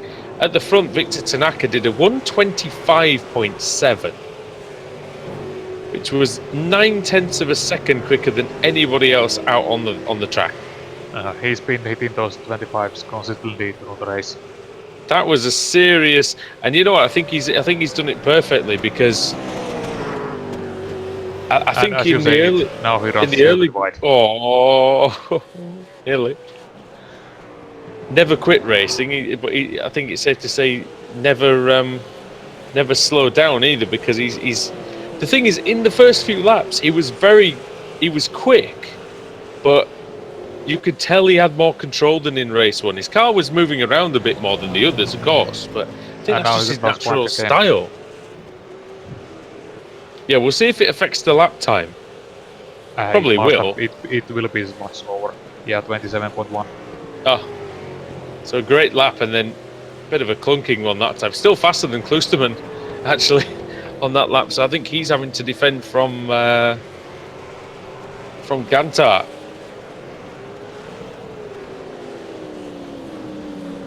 Gantar's getting very close. 26.5 for him, as opposed to 26.3 for Klusterman. So Tanaka, Klusterman, both having poor laps, just as I was saying that how well Tanaka was doing. Winter took another quarter of a second out of Kucharski on the last lap, so he's now got his gap back up to about a second, 1.2, something like that. Busalan is still a bit quicker than Field. Phillips is still a little bit quicker than Yeah, Borges. Ronald Moon's coming in for his pit stop. I believe he will be doing this just to repair the car as well. He'll get a rear wing. He'll get his rear wing back. Yeah, might be helpful. I would. Yeah, it'd be very helpful for him. He'll get the tyres. They'll do the tyres and the fuel, and then he'll get the. And he should receive his repair. There it is. Look. Back on there. That looks a lot better. And he'll be on his way momentarily. It'll be interesting to see how much time he loses. So then we'll get the benchmark. Here come the leaders, I believe. Yes, that Tanaka and Klosterman is a little bit behind him. So Ronald Moons really wide. Yeah, so Ronald Moons is going to go one lap down here. But that's sort of expected anyway because of where he was. But at least now he's got the rear wing back, and he'll suddenly have to remember how to drive the car again. With he's still got this. It looks like there's still some damage on the back of that car, despite the fast repair. To me, it looks fine. Oh, it must be a glitch then. Yeah, for me it's also showing the pit stop time is 37 seconds. But maybe that's just the service. It was a fairly long pit stop. I So know you you're could right, be- there is a little bit of damage at the back of his car, I don't know. He hasn't hit anything since coming out of the pits 5 Yeah. seconds ago. So yeah, I don't know. But Maybe maybe they were he just didn't repairing- repair it fully. Yeah, or they just repair with the hammer. Yeah, well, that's it. Just bash the new one on. Why not? We have battle going on for the 8th place between Borges and Phillips. Phillips is Yes, really and- close here. Phillips has been much quicker actually. He's been it's actually been in the 2060s the last few laps. Not that last lap because he's tucked up behind Borges, but Phillips having a look, but not going through. He can carry the speed here. Let's see if Phillips can follow him through Dingledale and Sterling's. I think he can. Oh, well. That's done that for another few corners at least. He's got some Phillips damage as also- well, Phillips. Yeah, I just saw that he has a bit of fender missing from the right. Yeah, it's only the rear part, so it shouldn't be too bad. I don't think, but it's not great for the aero as he goes a bit wide. But that's fine. A lot of drivers do that there at Paddock Hill.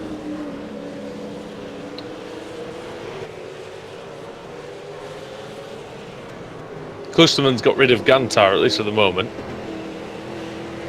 Yeah, about 8 tenths behind between them. And considering they've been very, very close all race long, I think that classes as a decent gap at this point. We have 8 Phillips tenths. gone up. Oh, it's round. Yeah, so much So what's for that happened? battle. Let's see what happens. Yeah. So he. Oh, there we go. It's the old. It switched one way, and then he caught it again. The grip came back, fired him off the other way into the fence, and a lot of damage now. Yeah, now he got both fenders missing. Yeah, and so he's got part of the rear missing. He's got the front right missing, the front left missing. Yeah, most of it's gone. Let's face it. He does have a pit stop coming up though, so he will be able to take that and get the old get the hammer out and see what he can do. Oh, Kucharski's past Winter, so I don't know how that's happened. He was up on that last lap. Oh, he was into Druids. Winter made a mistake. He went wide and through went Kucharski. That's important then. It's up to 4th for the Polish driver. Yeah, trying to see if I can bring. No, it's been a while back. Ooh, Tomsic and Phillips. Phillips with the extremely damaged car. Still managing to hold off Tomsic. Not for long, I bet, though, because I reckon that's not going to be great down the straight. We'll see. It really doesn't look like the Phillips car is going straight at all. So You know what? nice He's only really losing speed at the end of the straight though, Sam. So I'm quite amazed.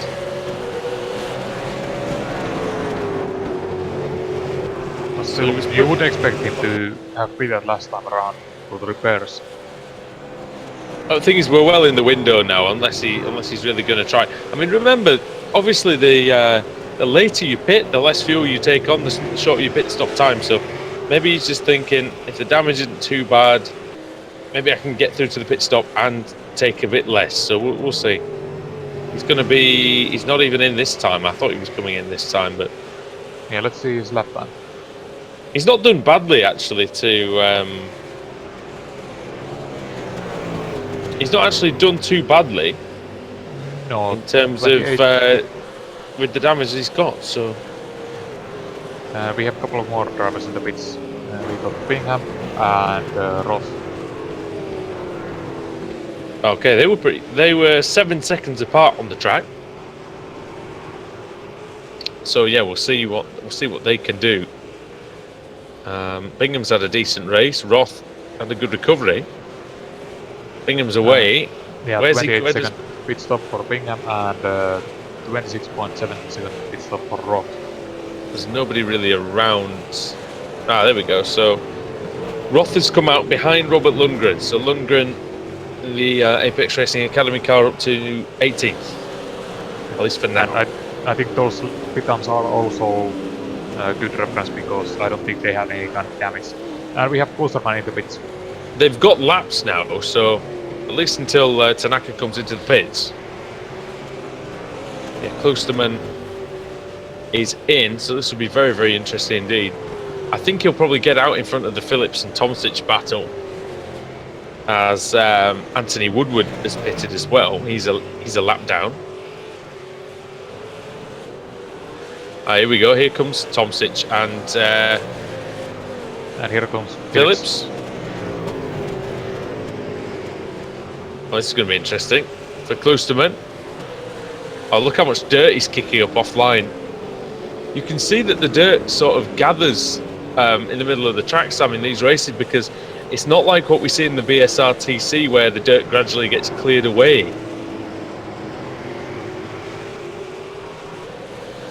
Yeah, I don't know why that is. Maybe they just causing a while for more than in the Kia races.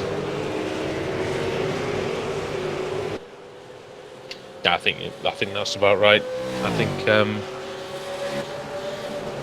now Phillips needs to probably. I think he does need to get into the pits now,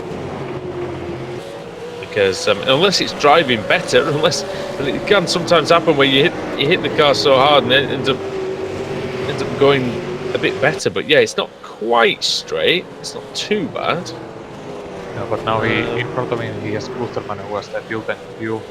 Maybe still trying to find his pace after the pit stop and changing cars. Yeah, there's a good chance he might get held up actually by the slightly heavier Tony Klosterman. But anyway, it's surely getting towards the time he needs to pit anyway. Yeah, and even if it's, yeah, exactly, there it comes. Even if it's not holding you up, it's still a distraction. Yeah, exactly. Especially once you've just seen off Tomsic in a good battle with a damaged car. He needs to try and then get this one repaired, as he does. That's much better. Kucharsk leads, by the way, now by 8.6 seconds from Jean-Philippe Bousselin. But Victor Tanaka is only the length of the back straight away. Yeah, Victor Tanaka has done his pit stop. 22.4 seconds.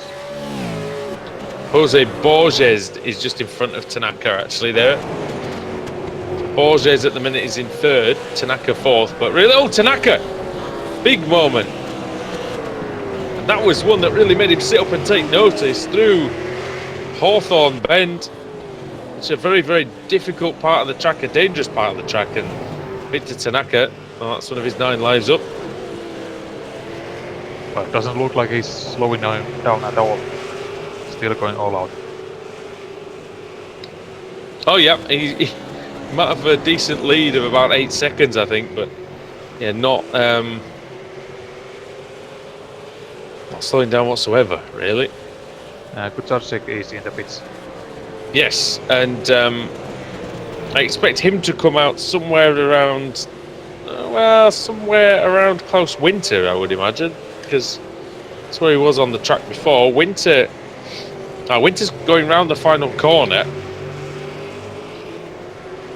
And Kutowski is already exited the pit, so that's a good odd lap for Kutowski. I believe he was ahead of behind. Was he behind Winter or behind? Even though he just got ahead of him about a lap before he pitted. Okay. Oh, Kowalski and Gearing side by side in Druids. Fight for position, fight for 10th. Gearing with a lot of damage. Kowalski, who doesn't really have any damage, but still fighting away. And Gearing gets through, so that's a nice move. Yeah, that's still the lap 1 damage for Gearing. And Kowalski is attacking straight back. Got a good run out there. Ooh. Not quite. Yeah, I was close though. That's not the corner that you want to get your nose chopped off, really, because it's a good 130 miles an hour into there.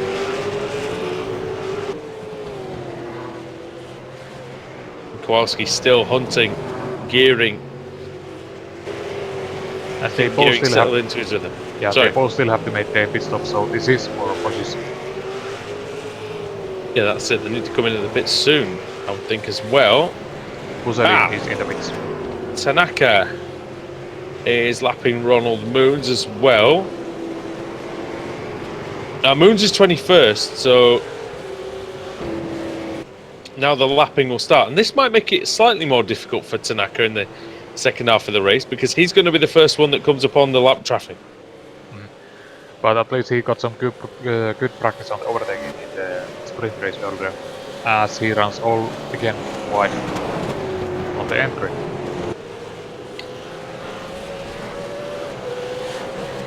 Yeah. He does push hard, Tanaka. She's very, very hard. Oh, jeez. He's just exploring the very, very limits of the circuit. It's great to watch, but you may need to just rein this in slightly. Yeah, because behind him is Borges, who has not done his pit stop, and then is the Kluserman, who is already 8.5 seconds behind him. And Gantar's right behind him.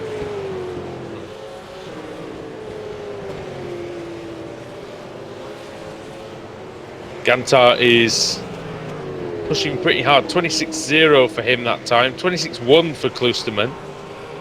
Tanaka 25.6.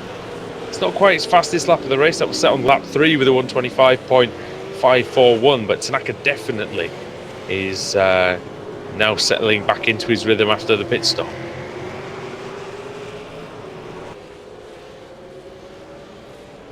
Yep, he got the fresh tires now, and so he can push those hot laps that he was able to do in the start of the race. But also we saw that he was able to run quite long without any issues with the tires. And I don't think any of those small incidents he had, I don't think they had anything to do with the tire wear. Yeah, we haven't seen anybody really struggling out there, have we, in this race? Oh, Tanaka's off again. He has certainly been testing the grass, dirt, It's the same. everything else. We'll put it this way, it's a good job there's no incident limit. For him anyway. But very, very exciting to watch. And especially through the final sector, he's really, really pushing hard.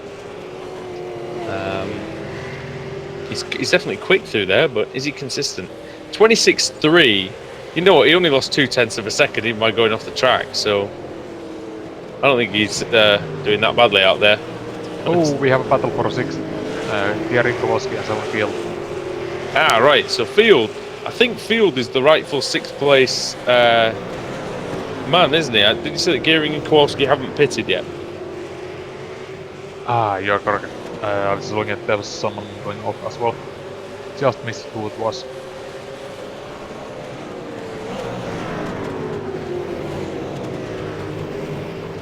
So Field must be desperate to get past these guys. Yeah, he's going to need to do it quickly as well, because Busalan, as you can see, is just behind.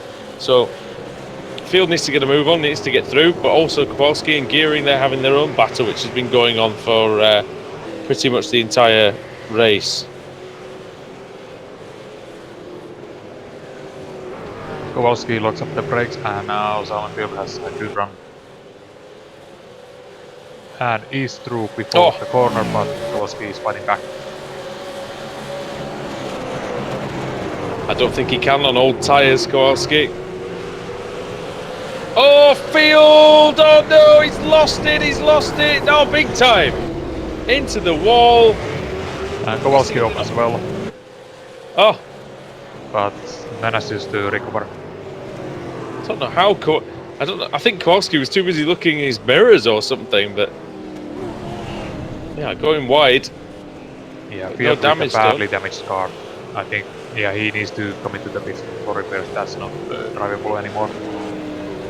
No, look at the front right corner. It's bent. It's buckled. And oh, where does that car go? Borges, I think. He didn't even know where he needed to go. Yeah, I Bill don't think Switzer Simon, into the pits. Yeah, I don't think Simon either knew where the car was going to go. Oh, Simon Field. We mentioned all that experience earlier on, but obviously it's a difficult situation for Field, wasn't it? Because he was coming up behind all those cars, a couple of cars that were just a little bit slower, and again, you get a little bit excited. You light up the tyres, and that's what you've done. Aaron Gearing has got out massively ahead of Kowalski. I just wonder, Sam. Oh, yes. I was going to say, I'm not sure. He might not have taken any tyres. He was that quick in the pits. That was 22.7 second pit stop. That is one of the fastest we've seen. So now his car is fine, but are his tyres fine? No, I don't think they are. I don't think so. It's sliding all over the place. So Kowalski, who did take tyres, might be right with him any second now. So, well, he's quite a bit behind. So that'll be an interesting one to see in the rest of the race. Yeah, we'll see after they put their first proper laps in. You've also got Samuel Roth catching Tomczyk, who's catching Bingham, which is quite interesting, and he's catching Borges. So yeah, that'll be very interesting. Borges this time 27.4. Let's see what the other guys do as they come across. Peter Bingham 27.6. Richard Brightwell at 20. Oh, he's lapped. 26.9 for Tomczyk. Samuel Roth at 27.3. So Roth looking a bit scruffy at this point in the race, as Tanaka puts a lap on the Apex Racing Academy cars. That's Matthew Coleman. Yeah, Matthew really not having a good race tonight. No, he's been pretty anonymous actually. He's qualified 22nd. It's 4 seconds off the pace. He's 21st now due to the demise of Simon Field. That's pretty much it. Tony Klusterman under pressure now from Domen Gantar with 20 minutes. Oh, sorry, 19 minutes to go. Yeah, I think this is one of those battles that will go towards the end all the way. Yeah, we do love the battles that sort of develop across the whole race and come to fruition at the end, and hopefully this will be one of these. Tony Klusterman, championship leader. Domen Gantar, as you said, 24th in the championship before this race meeting, but this is only his 4th race.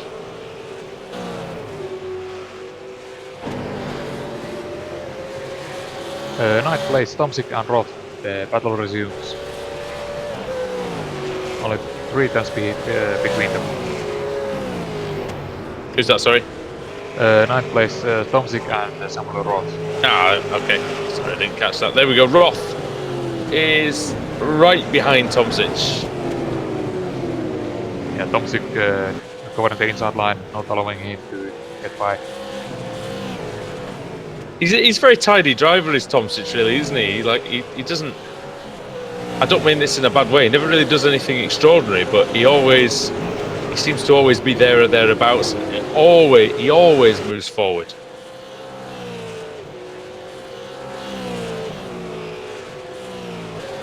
I mean, he started 17th. He's up to 9th already. So a very, very solid race. And this is Samuel Roth. Yeah. He nearly loses it coming out of Hawthorne.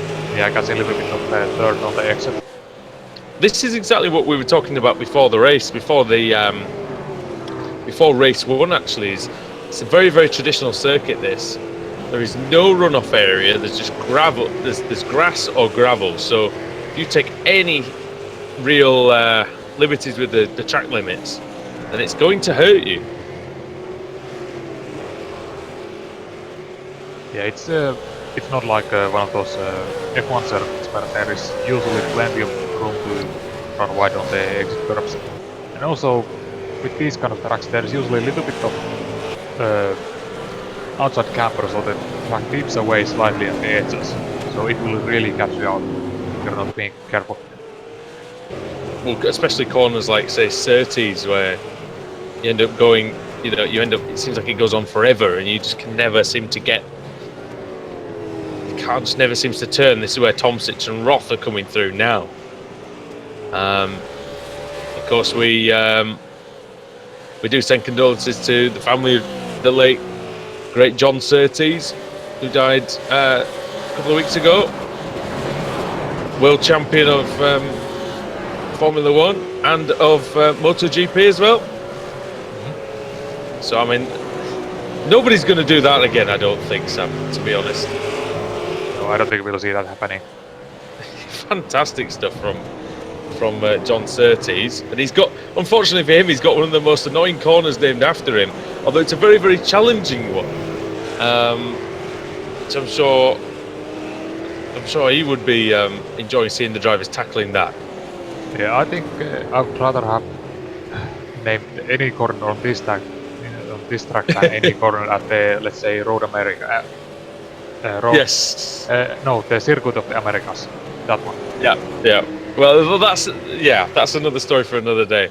I do enjoy the Circuit of the Americas, but I know exactly what you mean by that.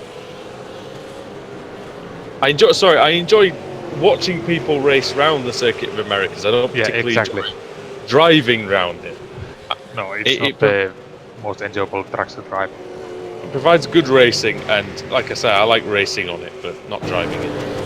Klosterman and Gantar are enjoying driving and racing at the moment, as they're only a couple of tenths apart. Now, Gantar, the thing is with Klosterman that he seems to be doing is he just seems to be getting very good runs out of nearly all these corners. He's having to defend hard now into Druids, and this is the first time, Sam, that we've really seen Klosterman, mirror driving a little bit, and it could be quite interesting if Gantar gets close. Yeah, it looks like at this point the Klosterman is completely focusing on maintaining second place.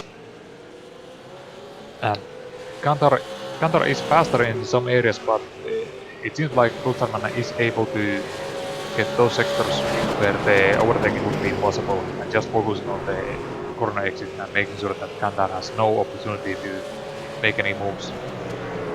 Got another excellent battle going on as well for 13th and 14th between Aaron Gearing and Samuel Buzin. Now, Buzin's just let the leader through, Victor Tanaka. And Tanaka's now going to have to obviously lap Aaron Gearing. So what can Gearing do in terms of,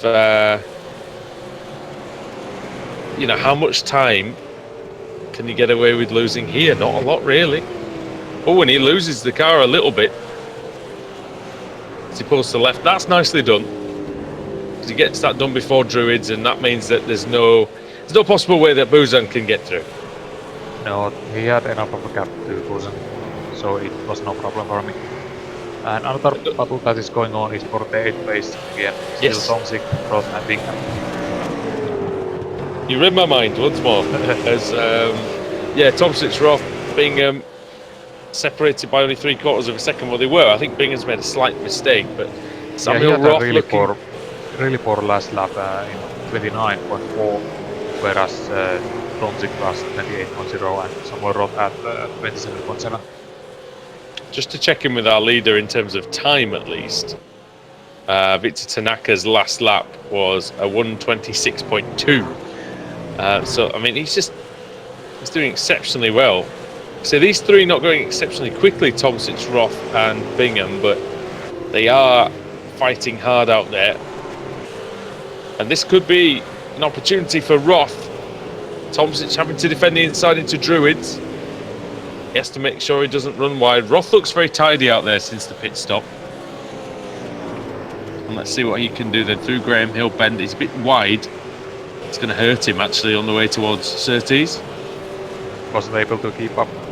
You really need to be close here if you want to make a move at the end of this straight.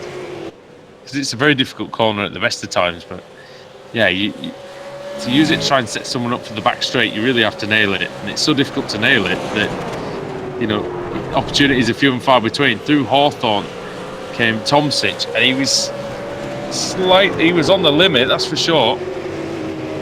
Let's see if Roth now. The camera angles are sometimes quite deceiving on this circuit. It seems to look like certain drivers are closing right in. Now he's right in. Bingham off at the back run. Managed to recover it. Oh, he's still there. Yeah, he's still there, just about. Now, this could be Roth's opportunity. You can follow him through clearways. Who's that in the pits? Switzer, is it? As Roth is side by side with Tomczyk, hard on the brakes into Paddock Hill Bend. Tomczyk around the outside, Roth on the inside. Very close, but still going. Oh, bash! Oh. Into Druids, wheel-to-wheel contact. Samuel Roth is through. Can he stay through? I think he can. Tomczyk has to yield, at least for now, but I think the way that Samuel Roth was going... no! Oh dear me, no. Oh, that wasn't very good. Bingham gets involved in it as well. Oh no! Through no fault of his own. Oh, what happened to him? Oh, he went to the outside. Yeah. Oh, he should have gone left. He zigged when he should have zagged. I think, unfortunately for Bingham. Dear me. It looks like Bingham has damage. It seems to be moving way slower. It's more like position to Jackson. Yes. It's more like Stuart Bingham on that one, snookered himself, I think, unfortunately. As Kloosterman and Gantar are trying to negotiate some traffic. The battle for second place is still going. It's not a massively close one at the minute, but it's still one that's really, really interesting to watch. Kloosterman. Slightly different line through Westfield Bend into Dingle Dell. Yeah, it's a great corner. I love that corner. I think it's fantastic. You can almost drift the car into it nearly every time. Especially this car. And the closer you get to the inside as well, the more room you've got on the outside of the corner as well, because it's weird. It sort of widens out just enough if you get the line right. But as well, if you do what a few drivers have done and just get a wheel or two on the grass, then you're in real trouble. Is Kloosterman in real trouble? Who knows? Because Gantar has not got close enough to actually make an attack. I don't really know, because Gantar has been able to just... He gets that half a second bubble, but he hasn't been able to make any serious moves against Kloosterman. Is there any dirty air in this V8 supercar to speak of, really? I wouldn't imagine. But at least, let's say, these following sectors, these fast corners, it's very hard to follow anyone. Well, as well, because you can't see a lot of the time. Yeah. It's a big old car. And also, if, let's say, the car in front of you has a slightly worse line, the speed difference is going to be huge. So, yeah, you just need to be careful there, which makes it difficult to follow anyone very closely. I think the stewards will be having a little word with Tomsic after this race. I've got to say, I don't think that was a particularly wasn't a particularly clever decision. Yeah, That's just a little bit of desperation, isn't it? When he's lost a place and that might be the only chance he has to get it back. Yeah, it started in the turn 2 already. He was way too late on the defense, which caused them to bond together.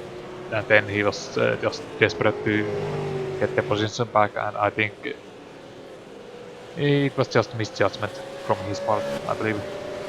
Yeah, no, I think you're right. It's one of those things you sort of have to try, but yeah, he was a long way.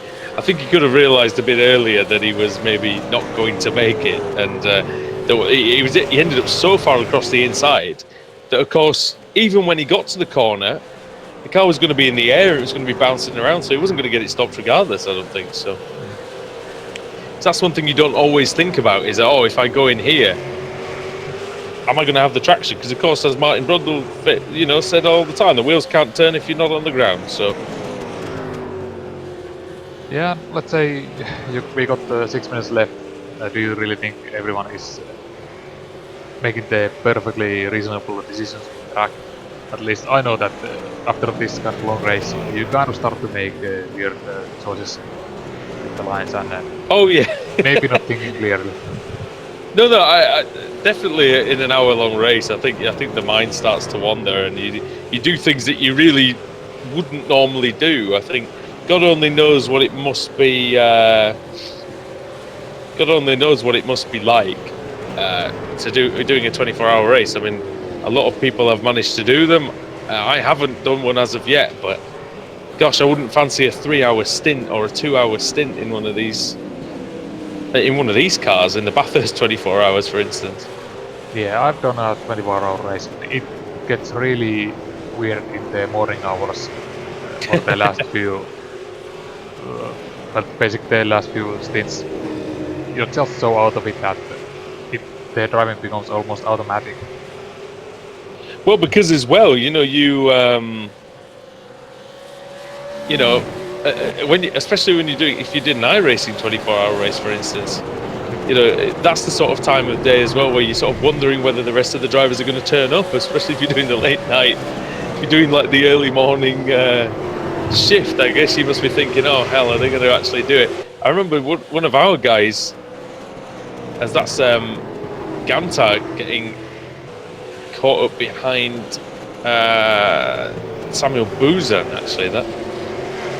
I remember one of our guys ended up doing a 4 to 6 hour stint because nobody turned up when they were supposed to. So yeah, that happened to me as well. You come to the pits, look behind you, where's the next guy? Is he ready to take over? No, he's nowhere to be seen and still sleeping somewhere. Oh well. But then you have no choice but to keep going. It's like, oh well, I'm awake, I might as well do it. You've not really got much choice, have you? No, I remember once a guy did, I don't remember who it was, I think it might have been Ferenc Kern, who's got a World Championship license now. By the way, we have Phillips going for the race. Well, this is a bit of, is this revenge? Could be. I don't think it's revenge, but he's certainly giving it all. Side by side, through Westfield, through Dingledale. Tomsic on the grass. Good driving from both, giving enough room this time. Ooh, just barely. Very good from Stephen Phillips. That was excellent. Yeah, really good driving by Phillips, and excellent stuff. And they've got, actually that's Chris Jackson behind as well. Jackson's had a messy old meeting. See him missing several parts of the car, and started in 8th, he's ended up 10th with just a scruffy performance, really. Yeah, out of the Never Quit Racing guys, he definitely has had the most difficult night. So we've seen him having some decent races so far in the season, but yeah, this one's not great. But having said that, if he gets these two drivers here, Tomsic, which you might just get Tomsic actually anywhere here, It's already side by side. Oh, he's pushed him onto the grass! Down the back straight into Pilgrim's Drop. Oh, that's forceful driving. I think he realised what he'd done. Yeah, just taking a look at it again. I think he let him go in the end, you know.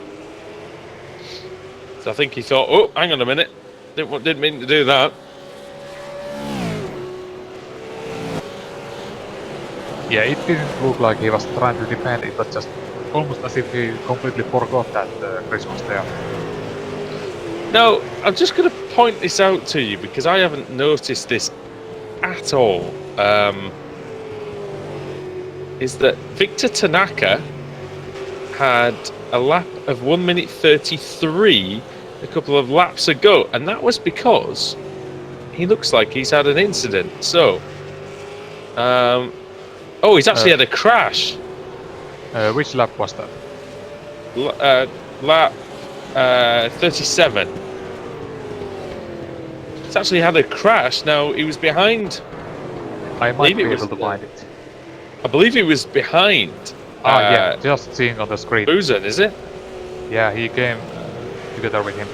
I think Busan was trying to let him by by slowing down, and Tanaka was just not expecting it.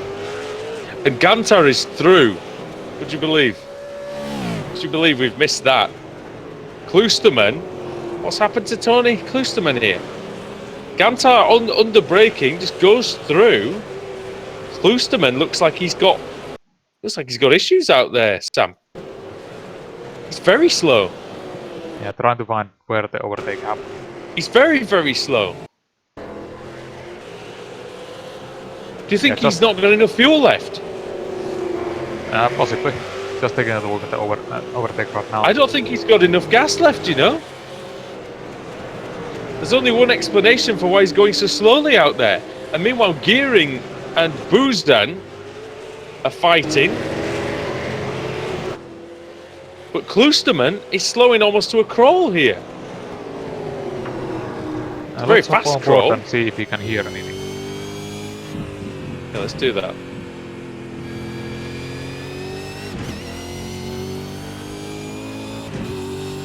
It sounds like he's sort of shifting a little bit. He's lifting and coasting as well. Yeah. He hasn't got a lot left. Is the white flag out yet? Oh! I believe we will get one more lap. Is it stuttering? Unless it was just the bumps. It sounded like it was stuttering, but I don't think he's got enough left in the... We'll be very lucky if he gets to the end. He's very gingerly taking it around. Now, who's behind him? Kucharski's behind him. Now, he's still about 8 seconds behind Kloosterman, so... Yes, but Kloosterman might get away with this. Just about. Depends on his fuel situation. Tanaka hasn't had a great lap either there, 26.7, but... No, he's again okay. Exploring the track limits. Again. Gantar looks like he's... What? Tanaka almost went off. That was in the same place. Was that the same... Was that the same car? Oh, it was a different car. It's the same team. Yeah, it's behind him this time. Yeah, he's having a real... Oh, he's sideways. He nearly crashes. But he's going to win the race. The checkered flag is out. And Victor Tanaka, in absolutely ridiculous style, takes the win. Brilliant performance from him. Fastest in all 3 sessions. And Domen Gantar wins a great battle with Tony Kloosterman. And here comes Kloosterman. He's got enough for Kucharski. Or has he? Oh, has he got enough? He's lost drive. He's run out of fuel. And Kucharski's gone past. He takes it on the line, 3rd position. For Rafał Kucharski. Unbelievable. Wow, what a finish. Even all the saving wasn't enough.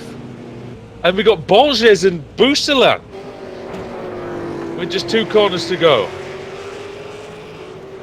Those 2 are still scrapping out there. What can Borges do? And what can Buselan do? I think it's going to be Borges, is it? No! He's out of fuel as well! He's also... Wow. Jean-Philippe Bousselin on the line. The 666 car qualified 6th, and he finished his 6th. Unbelievable. Oh, well. And Stephen Phillips in 8th. After he just survived that race, that's all he did, really. Chris Jackson in 9th. Phillips was, after most of his car disappeared halfway through the race, he did very well to get to the end. Chris Jackson in 9th. Dear me, we have to go through this one. I'm going to take you through the finishing order then. Victor Tanaka takes victory with a 13.2 second advantage over Domen Gantar. I think Gantar might have run out of fuel, on the last lap. His last lap was a 32. Everyone was really marginal. Everyone was very, very marginal, which does beg the question, Sam. Why would you not just put an extra litre in, and then you wouldn't lose all that time? You know what it is? Because in the colder temperatures, your fuel consumption usually goes up because you got slightly more power. Okay.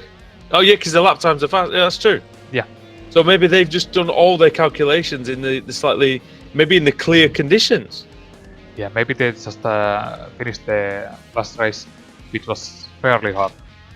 So they then took the so how much fuel was spent and then used those. Yeah.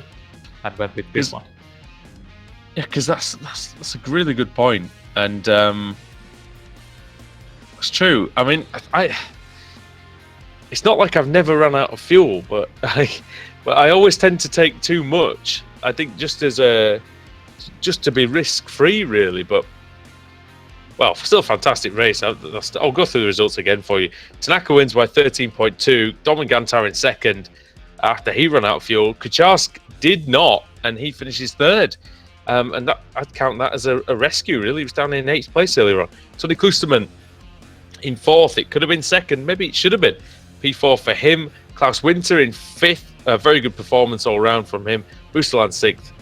Beating Borges in an absolutely thrilling finish. Stephen Phillips is in 8th. Chris Jackson in 9th. The car's one lap down or more. Samuel Roth in 10th. Daniel Tomsic 11th. Then Aaron Gearing in 12th.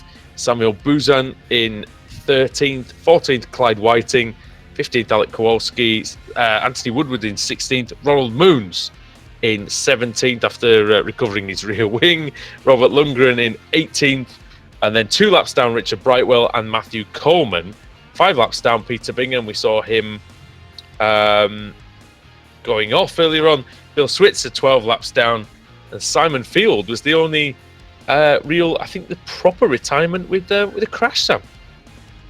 Yeah, he is 17 laps down, so he definitely retired. Okay, so what a race that was. That's fantastic. Looks like we have guys lining up for the interviews. Yeah, who have we got? Let's have a look. Let's see. I think we've got to get our winner in, haven't we? I think. Let's see if I can bring him over. Yeah, see if we've got permissions.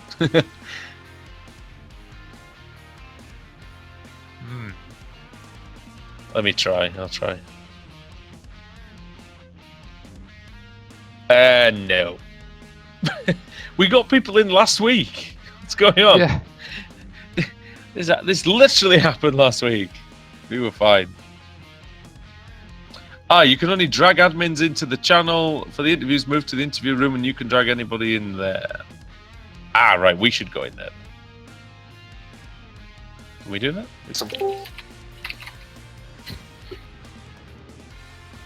Right, here we go. Right, we're here. Okay then. Joining us in the commentary box, then we've got 3 drivers who had very, very eventful races, all from the same team, from Never Quit Racing. We'll start with the winner, Victor Tanaka. Can you hear me, Victor? Yes, I can. Hello. Well, I'll tell you what, that was an eventful meeting for yourself. Started at the back in race 1, fought all the way through, had a crash, had a spin, and then you thought you hit through again. And then race 2, you dominated the race all the way, but it wasn't without some little scares itself. Yeah, definitely it was a little more exciting than it should have been. but still, yeah, pretty sure that Tony and the other guys had more fun than I had in the second race. I don't know. It looked like you were entertaining yourself quite a bit with the track limits at certain points. But you were so quick out there today. I mean, what do you put that down to? Do you put that down to? Do you just like the circuit? Have you found a great setup? What do you think it is? Yeah, it's a little bit of everything. I'm very comfortable on this track, and as you said, I keep hitting the grass here and there. Sometimes, a little too much, like in the first race. But yeah, if you're comfortable with the boundaries and you can just push all the way, and the car's been feeling good, that's where the lap times come from. So in the second race, what happened with that the little crash you had? Was that just somebody? It looked like someone made a mistake in front of you. Yeah. I'm not sure who it was, but yeah, they made a mistake in front of me, and I wasn't sure where they're gonna end up in the track, and ended up right in front of me. I had to slam on the brakes, and yeah, I run a little bit, backwards brake bias, and if you slam too hard on the brakes, the car just spins around. Right, that's what happened. But yeah, hopefully I kept it off the fence, and yeah, it didn't make too much difference. Yeah, I think you clipped the fence ever so slightly, but not enough to damage the car. We saw some very, very damaged cars out there today. So you haven't obviously done that many races this season. Are you planning to do all of the rest of them? I'll try to do most as I can. I couldn't be here for qualifying the first race. That's why I didn't qualify. And sometimes I only have time to do one or the first or the second race. Yeah. But yeah, I'll try to do most I can. It's always a lot of fun. That was me before the end of the season. Last season with work and things like that, I could only ever get here for the second race, but luckily I just about made it for this one. Bathurst next, then, Victor. What's your plans for that one? What are you? Is it a track you enjoy? Is it a track you're looking forward to? Absolutely, yeah. It's one of the most fun tracks in iRacing. Yeah, just get as close as you can to the walls without hitting them too hard. That's how you go fast. And of course, it's absolutely iconic for this car, and it's such a hallowed ground for the Australians that I think everybody feels a little bit of pressure to do well there. Yeah, absolutely. It takes a lot of practice to get comfortable, lapping fast around there. But when you do, the reward is amazing. All right then, mate. Thank you very much for joining us in the commentary box. Is there anybody you want to give a shout out to, or a thank you for your performances this week? Yeah, both my teammates Tony and Chris. Chris had a great race. He had some issues in the beginning, and he fought all the way back to 9th. So that was awesome. And Tony had a battle for second all race long, and unfortunately he was having trouble with fuel. But yeah, it was a good race for all of us. All right, well, thank you very much for joining us in the commentary box, Victor. It's good to speak to you for the first time, and I'm sure it won't be the last. Yeah, absolutely. Thanks a lot for the broadcast, and yeah, you guys do an amazing job. Thank you. I think you'll enjoy watching that one back. Thank you very much. Will do. Right then, so we're gonna have a word with the man who finished 4th and didn't quite put enough petrol in it. Doesn't Tony Glusterman? I put enough petrol in it. My teammate there just ran too fast a pace. Oh, so it's his fault. Yeah, that's the story. No, well, it was a ridiculously quick pace that he was making, and we were talking about, obviously in the cool conditions, you end up using a little bit more fuel with the faster times. But we saw you slowing down towards the end. You were saving so much, and it's just not enough. Yeah, I was about a straightaway, the front straightaway short, I think, and Dolman and I were just having a fantastic battle. Probably the hardest I've had to race in ever. Just fantastic pace and pressure that he was putting on me, and that pass on the outside when he came out of the pits is one that is for a highlight reel, I believe. Sam, did we see that? Not sure. We saw plenty of passes, so it's kind of hard to pick one out. I couldn't remember whether we'd actually seen that or not. I don't know if you can actually see if you can find that. Maybe if we can play that back. Yeah, that was probably around lap 21 on Dolman's outlap, and I tell you what, I only had one chance to get by him, and that was while his tires were still cold. So I took a little bit of a risk, but it worked out. let's have a quick look at that. I can see him coming out of the pits now. Was it just on the very first? Yeah, very first. Yeah. Right, I see you coming by. There's a lapped car in the way, and then he's obviously struggling with getting his tires up to temperature. I'm always quite slow out of the pits because you just want to take it quite easy. Whereabouts was it on the lap? On the back straightaway going into the long right-hander. Oh, okay, that's going to be a good one then. Any luck, Sam, with finding it? Lap 22. We can't really find lap specific. What was 20? What's the lap count? 22. Yeah, he goes round the outside. Oh, it's very close. Oh, you nearly lost it. and then all the way around. Yeah, brilliant. And it was good racing with Dolman because, he was very fair about it. And, we went through there, didn't touch, and just great driving on his part as well. Fantastic we driving. Just got it on the screen as well. Oh, excellent. Great. Yeah, I remember this one. Oh, you saw that one. I think I was looking at something different at the time. But yeah, that's a fantastic move. And brilliant driving from both of you because as well, him trying to control the car on cold tyres was pretty excellent as well. So yeah. Is that ranked quite highly on your list of the best overtakes you've done then, Tony? I think that's number one. Oh, there we go. Well, you know what? I'll probably leave it at that with you. In fact, just a quick word about Bathurst then next week, or next time. Obviously, it's a daddy of the track, isn't it, for the V8 Supercars? It's it's the holy grail. The big one. Yeah. What do you like the track? Is it one that you think you're quick at? Yeah, I really enjoy Bathurst. Done a lot of laps there, and very comfortable. But it's a very demanding track in that if you make one small mistake, the walls there eat your car, and so in a long race you have to make sure you're clean and just stay off the walls and put in good consistent laps. Yeah, it's a different kind of racing there, isn't it? A lot of the time, it's survival, and to some extent, it was here tonight as well. Tony, thank you very much. Is there anybody you want to say thank you to, or a big shout out? Well, thanks to you guys. You guys do an awesome job on the broadcast, and of course the organizing committee for the PenPower V8 League.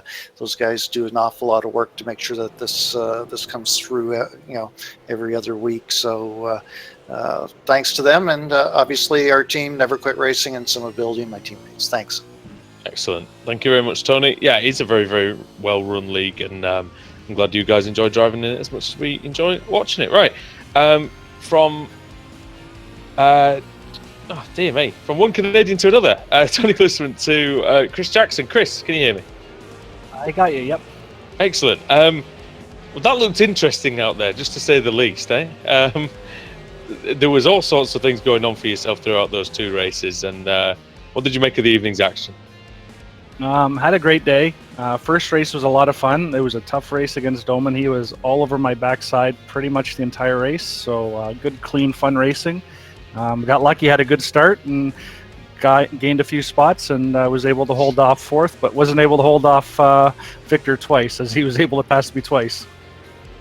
To be fair, I mean, it's similar to how Rafael was at Spa last week, in that, Victor was kind of untouchable out there, and you did well to hold him off for as long as you did, I think. But the second race was, we said it was a little bit scruffy on your part from some of it. A couple of little incidents, mostly at the beginning, but you did recover very well to finish ninth. It was pretty close for the 8th place in the end. Yeah, that ended up being a nightmare race. It was a lot of fun to come back, but I changed the tire pressures a little bit at the start. I locked up the brakes, slid, and then I just lost my composure, and it took me a while. I got in behind Clyde a few times too, and his car was blinking on my end, so it made me a little apprehensive to take a spot. So ended up hitting the brakes too much again, spun out. So it was a bit of a mess until I got my quick fix there at the pits. I felt a lot better there in the second half. Yeah, and it definitely showed once you got the car repaired. Quite a few battered old V8 supercars out there tonight, so I think you weren't the only one. Well done anyway for the top 10. And just a quick word, like I say, I'll do my best Adam Bath impression and ask you about Bathurst. A couple of weeks. What are you thinking about that one? It's my favorite track. Whether it's the track I'm best at is probably not the case, but I do very much enjoy the track. As Tony said, it rewards clean driving. If you keep it off the wall, you'll do well. But like Victor said, if you want to put in the really good lap times, sometimes you got to tap the wall. So it's tricky but rewarding track. Yeah, and one of the most difficult ones, I think, in the iRacing calendar. Chris, you know the drill. Shout out sponsors, teammates, whoever you want to thank. I just want to thank my wife for allowing me to jump on here. That's the right answer.